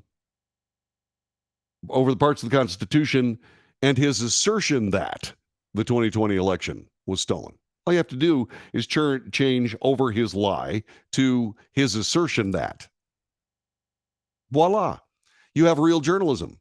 Why AP doesn't do that? Well, maybe it's just because there's no real journalism at the Associated Press. I realize that that's an awful statement, but the thing about it is that, and I know it's not even mostly true, but the Associated Press, like every other news organization in the United States, needs to get back to the news instead of their political punditry. They've got to get over it. President Trump, who announced last month that he was running for president again, made the claim over the weekend that on his Truth social media platform, quote, "A massive fraud of this type and magnitude allows for the termination of all rules, regulations, and articles, even those found in the Constitution," he wrote. "Our great founders did not want and would not condone false and fraudulent elections." This was immediately turned into the President of the United States calling for the suspension of the Constitution and rules and regulations and articles. That's because apparently there are two reasons here. Okay. Reason number one, these people are looking to be able to report anything that they can that will besmirch Donald Trump's reputation or mischaracterize what he's saying. Now, look, before I go any further, what drives me up the flipping wall about the press efforts around the Biden administration, not so much about Joe Biden. Joe Biden is a walking, talking gaffe machine. I told you that he was a walking, talking gaffe machine, and he is a walking, talking gaffe machine. He makes big mistakes all the time. There's all kinds of cleanup going on. But what drives me crazy about the cleanup going on is the absence of, well, President Biden made an error when he said. And what they try to do is they try to take what he said and spin it, up to and including having somebody translate for the president. Well, he said this, but what he meant was, no. I'm not going to try to translate for President Trump, but I remember seeing the headlines. My God, President Trump calls for the suspense of the Constitution. And I read the statement, and I saw something completely different in it. So I'm not translating for President Trump. I just want you to hear what I heard in the statement. A massive fraud of this type and magnitude allows for the termination of all rules, regulations, and articles, even those found in the Constitution. Now, what I'm talking about here is if indeed his assertions about the 2020 elections are true,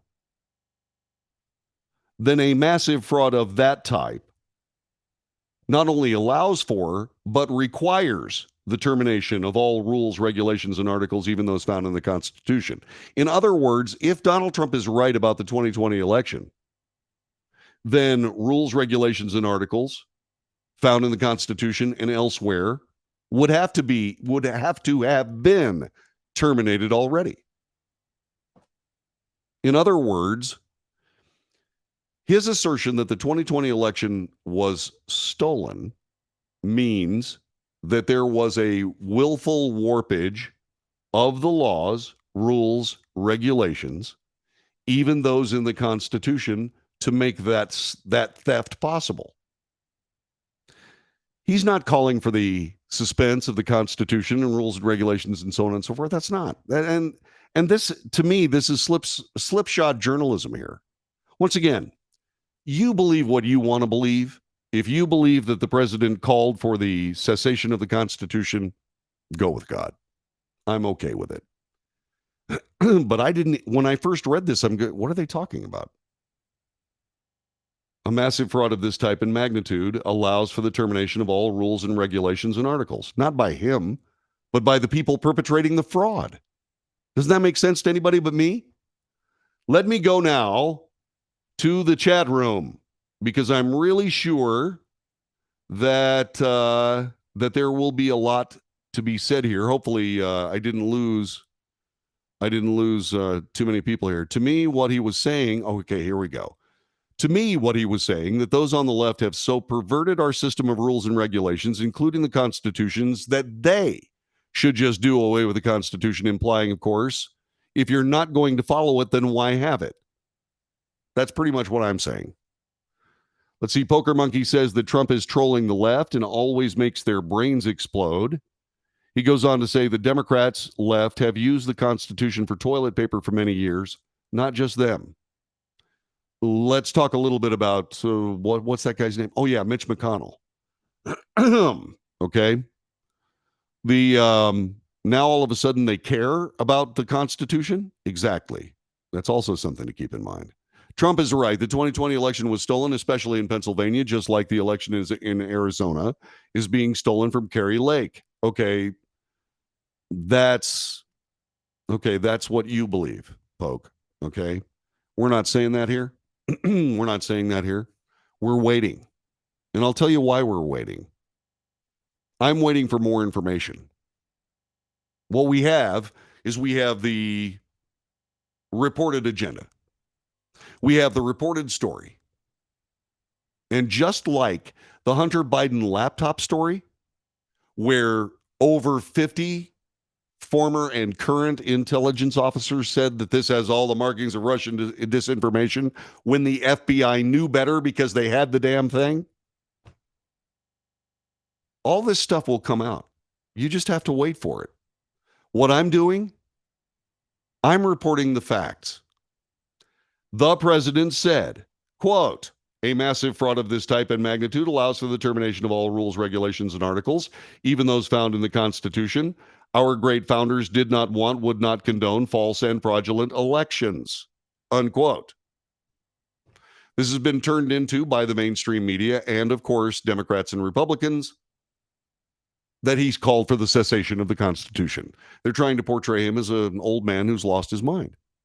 I don't believe that's the case, but that's just my opinion. So I report that. And then what I do is I come over here and I say, this is what I read. What about you? I read something completely different. It's almost like President Trump knows he's out of office, but the people reporting what he just said, they don't know he's out of office. So then we go, yeah, Whistler's mother, yeah. Drive-by media. Well, yeah. It's not journalism, it's 100% agenda. Correct. John says it. It's true. And that's what we have for agenda for news. I'm trying to do something about that. I'm having limited success. I mean, I successfully point out what's real and what isn't real in the day's news. I mean, I'm successful at that.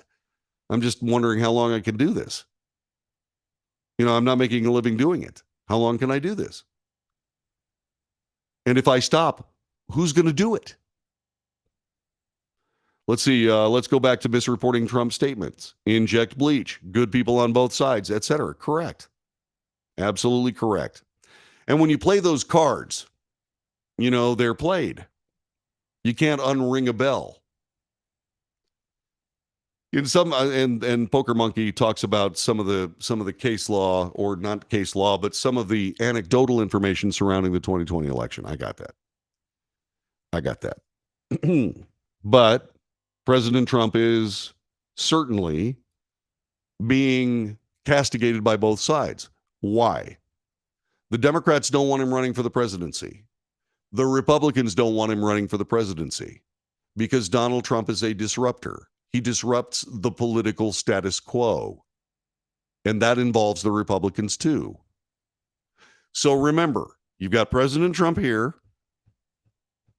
You have the Democrat Party honestly, absolutely doing anything they can to destroy the guy.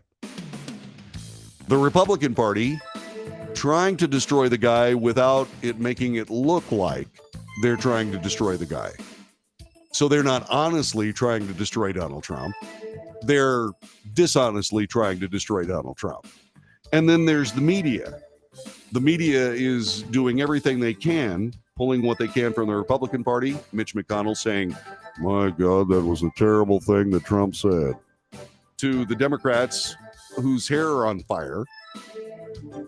And so those are the three issues that Donald Trump has to deal with. The media, the Democrat Party, and the Republican Party, all out to get him. And that's what you have to keep in mind when you hear them report. What did Donald Trump say about his statement?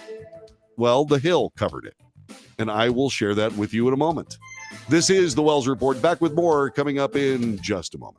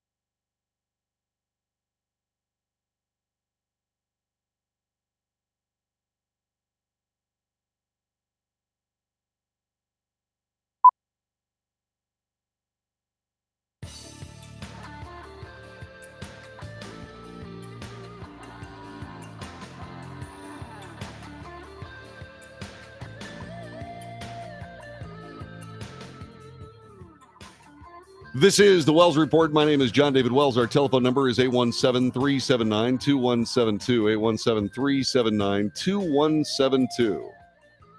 Was checking on the Twitter feed of Elon Musk.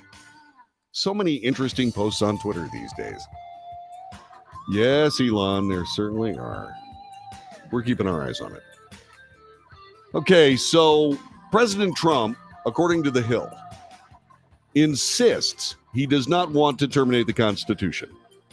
He responds to broad backlash after he said over the weekend the rules and laws should be disregarded so he can return to the White House. That is not what he said. That's not what he said. Now, that's my opinion. You, like I said, I reported the Associated Press saying, my God, he called for the termination of the Constitution. Okay. Believe whatever you choose. I didn't read it that way, but you can take with it, go with it as you see fit. Here's what President Trump said. Remember, I'm reporting the news, okay? President Trump, in a pair of posts on Truth Social, responded to the fallout from his comments on Saturday that the 2020 election should be redone or he should be put back in office. The former president weighed in after internal Twitter communications showed company officials decided to limit the spread of posts about allegations against Hunter Biden, President Biden's son, in the closing weeks of the 2020 campaign. Here's what the president said, quote, "The fake news is actually trying to convince the American people that I said I wanted to terminate the Constitution. This is simply more disinformation and lies, all caps. Just like Russia, Russia, Russia, all caps, and all of the other hoaxes and scams, all caps." He wrote that this afternoon, saying that the steps must be taken immediately to right the wrong. In a separate all capitalized posts, Trump wrote that if an election is irrefutably fraudulent, it should go to the rightful winner, or at a minimum, be redone. Where open and blatant fraud is involved, there should be no time limit for change. Everybody's entitled to his opinion, even President Trump. Okay? The comments drew pushback, including from key GOP figures. I must tell you that I think that everyone that serves in public office, everyone that aspires to serve or serve again, should make it clear that we will support and defend the Constitution of the United States. This was former Vice President Mike Pence. Well, yeah, that's already understood. Senator Lisa Murkowski of Alaska, who defeated a Trump-backed challenger in November, said suggesting the termination of the Constitution is not only a betrayal of our oath of office, it's an affront to the Republic. That would be true, but I don't think that's what he said. Trump has for years claimed the 2020 election was stolen, this from The Hill, and that Hunter Biden colluded with his father over business dealings, although there's no proof of either. His calls for the Constitution to be ignored so he could return to power marked a new level of incendiary rhetoric. This is where The Hill becomes The Hill. The White House condemned Trump's comments in a statement of their own. Here's what President Biden said, quote, "The Constitution brings the American people together regardless of party, and elected leaders swear to uphold it. Attacking the Constitution and all it stands for is an anathema to the soul of our nation and should be universally condemned," unquote. There. That's the story. So Donald Trump is here. Mainstream media is here. Republican Party here. Everybody in this circle hates Donald Trump, wants to get rid of him. What does Donald Trump have? Somewhere around 74 million voters. Donald Trump, 74 million voters. Democrats, Republicans, mainstream media. Do you think that Donald Trump could actually defeat the Republican Party, the Democrat Party, and the mainstream media with his 74 million voters? It may take him being a third party guy, huh? This is the Wells Report. Back with more in just a moment.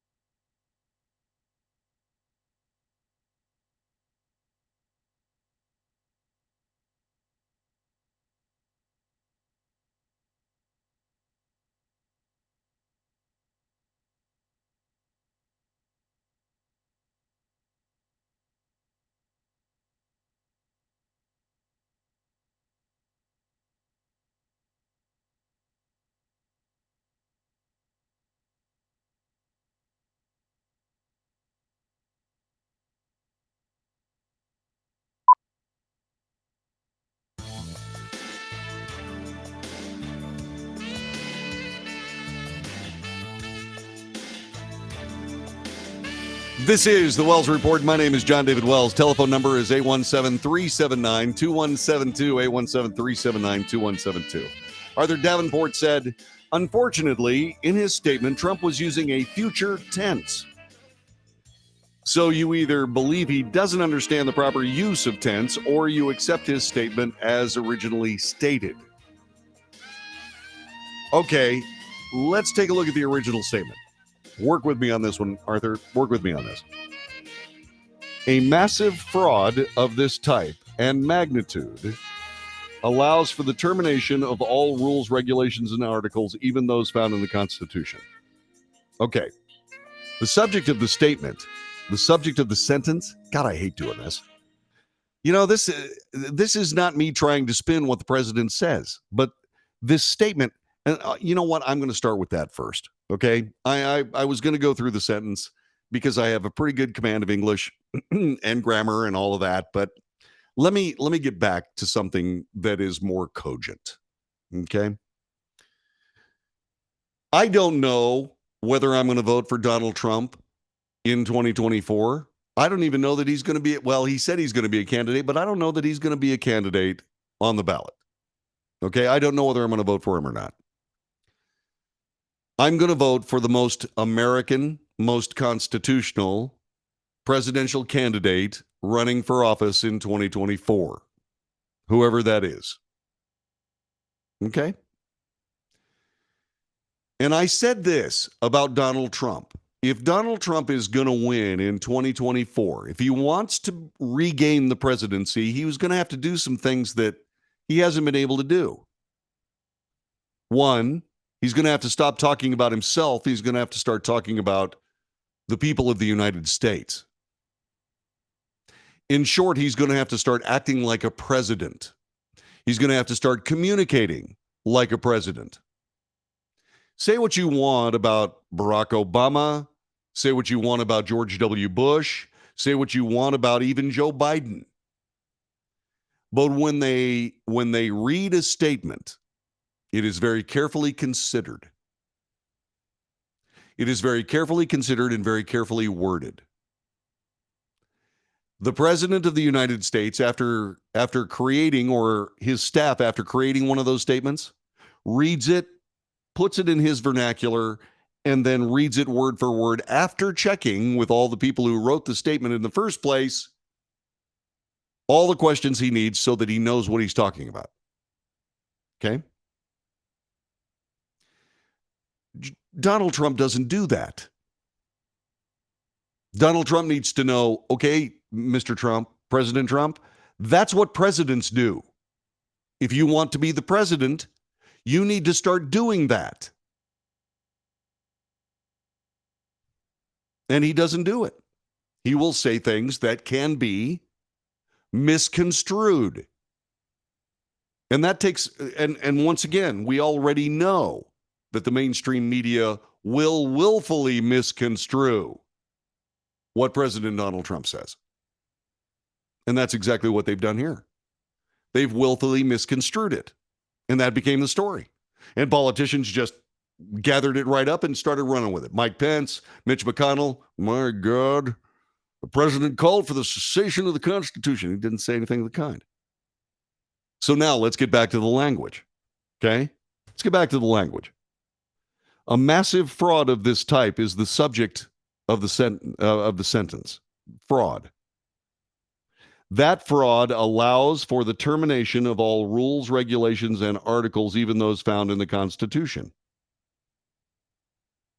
If he had wanted to say if he wanted to suspend the Constitution, what he would have said was, this is a fraud that requires the termination of all rules, regulations, and articles, even those found in the Constitution. That's not what he said. He said that a fraud of this type allows for the termination of all rules, regulations, and articles, even those found in the Constitution. Well, okay.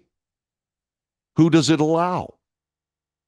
This is when I said the people that are writing this article don't realize that President Trump is not the president. The people that are actually in charge of the country right now are the people that a fraud of this type allows for the termination of. In other words, he's not talking about himself. He's talking about the people in charge of the fraud. Now, was Donald Trump in charge of the fraud? No. Who was in charge of the fraud? Well, and I don't know because I haven't really talked to President Trump about this, but I'm assuming that these arch villains of the left. Okay?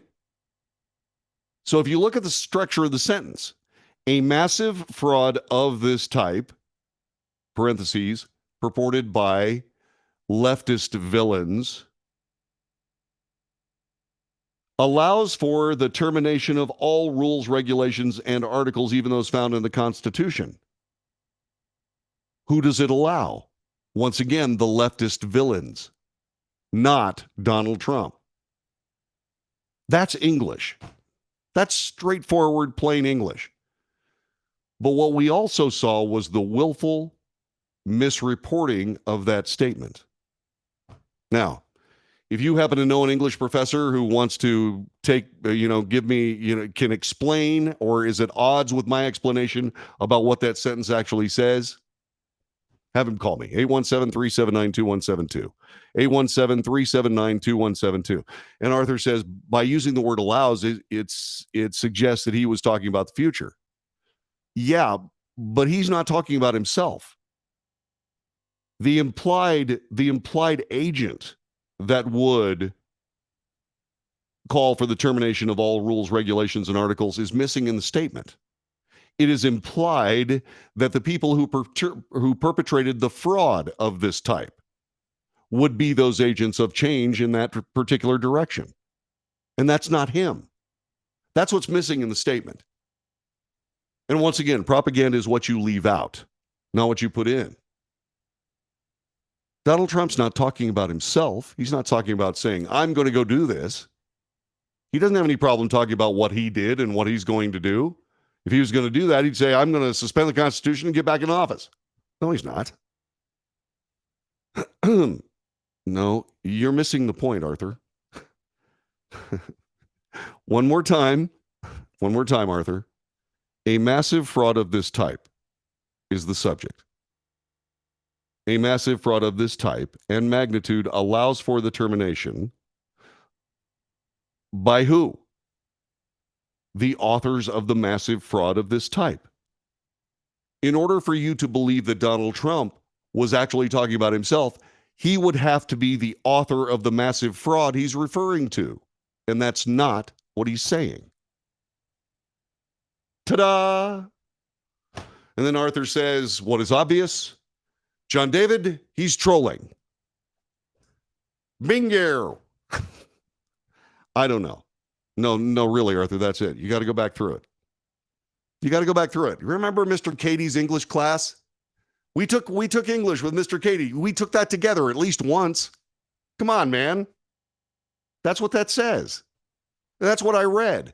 I read this and I'm going, what are these people talking about? He's calling for the cessation of the Constitution. That's baloney. But then everybody ran with it. And to me, this is the point that has to be talked about. Okay? First of all, once again, the mainstream media reported something errantly, in my view. And everybody, Republicans and Democrats, immediately jumped all over it, sustaining what was misreporting by the mainstream media. This is Associated Press. I just read Associated Press. I mean, most news articles start with either the New York Times or the Associated Press. This is the Associated Press. This is the root of this story. And they all ran with it. And it created this echo chamber thing again, where it took on a life of its own. And I'm surprised. I am surprised that The Hill even reported what Donald Trump said afterwards.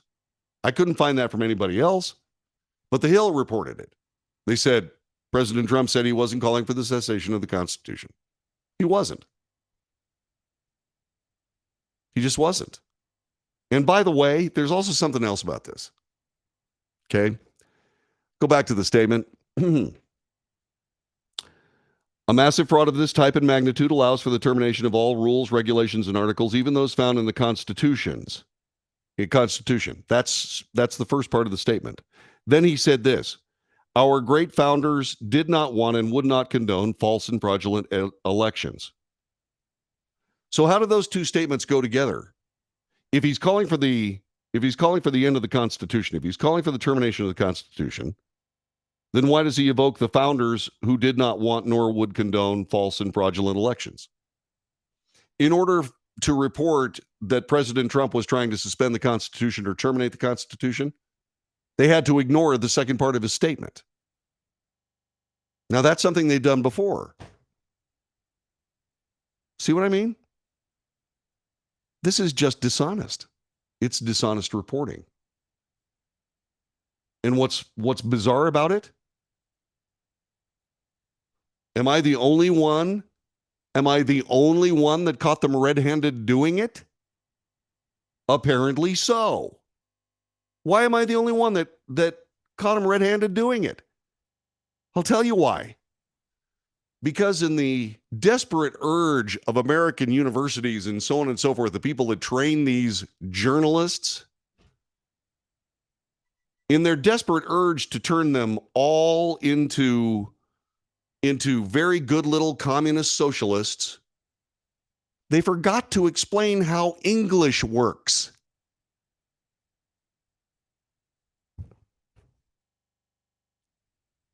This is simple. Now, getting back to my original point about Donald Trump, I don't know who is handling Donald Trump's communications. If it's Donald Trump, Mr. President, you need to stop handling your communications. You need to get somebody in there that knows exactly what you're trying to say and will help you say it, because you're blowing it. You are giving them on a silver platter the club that they are beating you over the head with. And you do it over and over and over again. Mr. President, I'm talking to Trump now. Joe Biden is a walking, talking gaffe machine. He constantly shoots himself in the foot and his buttocks and other portions of his anatomy. Sir, you're doing the same thing. You need to stop. You need to think before you say something. And by the way, that's a really good attribute for a president. You need to think before you say something. You have to be more careful. You have to think about, what is this idiotic media going to do with your next statement? And what you need to do is do what I do on this broadcast. I read the news, gave you the news. Then I tell you what I thought about it. And then I make absolutely sure that this is my opinion. If I was his communications director, what I would have had President Trump say on this is this: with a possible massive fraud of this type and magnitude, those responsible for that fraud would find themselves in a position where rules, regulations, and articles, even those found in the Constitution, could be suspended to pull off the fraud. But that's not what he said. Well, that's what he said, but he didn't say it that cleanly. And that's the problem. That's why he's getting his butt kicked. I don't know who's handling his communications, but whoever it is, need to replace them. By the way, Mr. President, I'm not doing anything. And oh, by the way, I think I have a pretty good idea. I've got a pretty good handle on your communication patterns. It's kind of my job. I kind of been doing it for half a century. I sort of know what I'm talking about when it comes to what you need to do to communicate what you actually believe.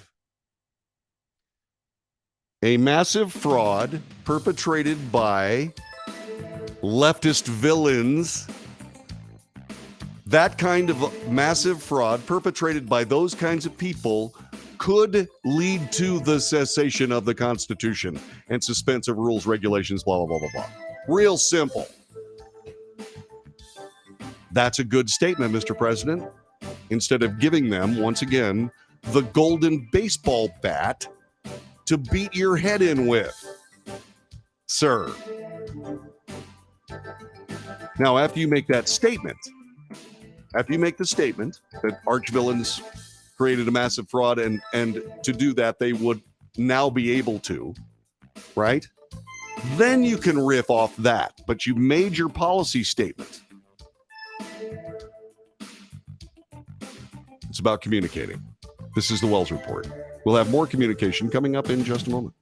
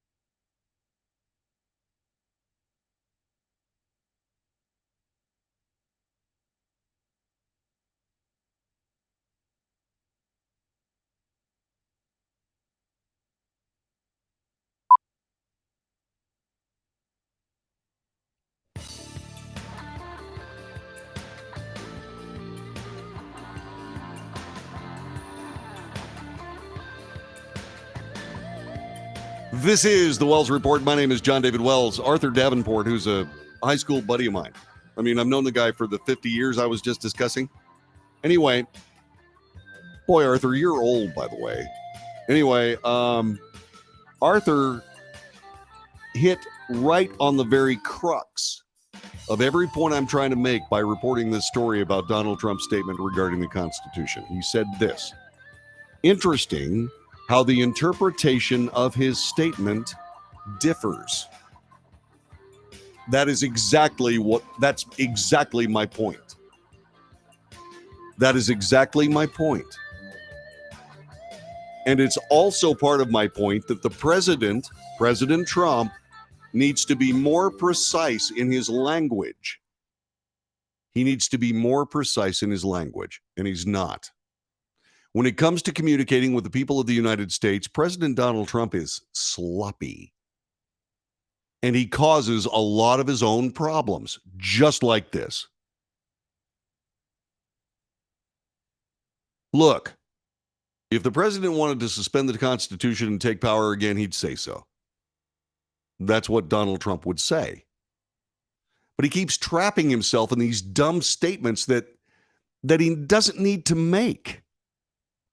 He says things that are just, it's not that the things that he's saying are not the right things to say.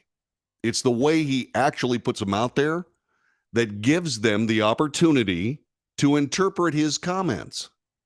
Just like Arthur's saying. He needs to make his communication, here comes a big word, he needs to make his communication far less ambiguous. Far less ambiguous. And so there you go. All right. Speaking of art, I'm not talking about Art Davenport. I'm talking about me.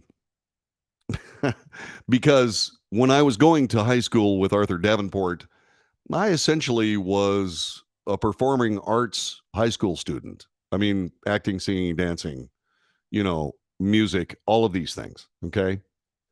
So every year, my family would gather around the television. We'd watch the Kennedy Center Honors. And they were handed out last night. Okay. And Gladys Knight was given a Kennedy Center honor. Gladys Knight was there. George Clooney was given one. Okay. George Clooney. Amy Grant received the Kennedy Center honors. Good gal. Tanya Leon. She's a Cuban-born conductor, composer, classical music aficionado. And she left Cuba for New York City in 1967 and co-founded the Dance Theater of Harlem. She became a teacher, a mentor, and a guru. Okay, she's in the New York. She is royalty in the New York arts scene. And then U2. Okay, they are now one of 244 musicians acknowledged by the Kennedy Center Honors. And they describe themselves as 4 scrappy Dublin punks. And I have to be honest with you, I'm not a real big fan of U2. U2 is like one of those groups that I went, meh, I don't get it. Right? And so I don't, because I just heard, I heard good musicianship and so on and so forth, but it wasn't, I mean, we're not listening to virtuosos here. We're just listening to a really good, tight rock band. And their choice of what they sing about is a little too political for me. So U2 sort of became the political rock band, and not so much. But that does explain why they got a Kennedy Center honor, and that's good. I have no problem with any of that. George Clooney, I've always enjoyed his work. He is our generation's Cary Grant. He is urbane and actually very good at what he does. And I appreciate him. Once again, our politics, they don't match. But I don't care. And George Clooney doesn't beat you over the head with his politics. And that's good. Gladys Knight, I had the joy of living in Las Vegas. I've met Gladys Knight on several occasions. She is as sweet and wonderful and fantastic as you think. And, she has an interesting past in Las Vegas, and I'm going to leave alone. But all I can say is that I have seen her for decades singing all the songs that she is known for with the same conviction and belief and joy that she sang them with the first time when she put them on records and made everybody in the United States that thought Gladys Knight and the Pips were fantastic, made all of that true. Okay, Gladys Knight, great gal. And I did not know, and do not know, either George Clooney, U2, or I've met Amy Grant. She's a great, nice gal. Or Tanya Leon, but I knew of her. Okay, so there you go. Let's see. Mark Greer says he was at U2's first Red Rocks concert. So what'd you think, Mark? Was it a great show? I mean, did you walk out of there saying, holy criminy cheese? I walked out of Garth Brooks saying that was the best show I ever saw. No answer? All right, that's all we got for today's edition of the Wells Report. Stick around. We'll do it again tomorrow. Not the same show, of course. Tomorrow's news tomorrow. Thanks very much for joining us. God bless you and yours, and we'll see you. All right. So there you go. Ta-da! It was a good show. It was the best show you ever saw. Was it the best rock show you ever saw? Yes or no, and why? Right? Because everybody that goes sees the Eagles, they say it's the best show they ever saw.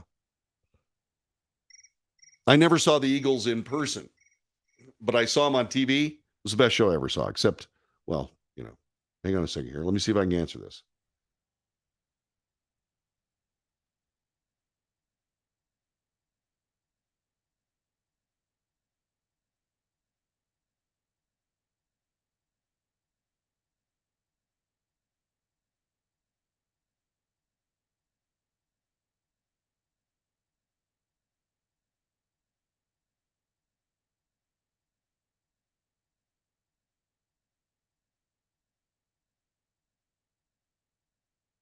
Okay.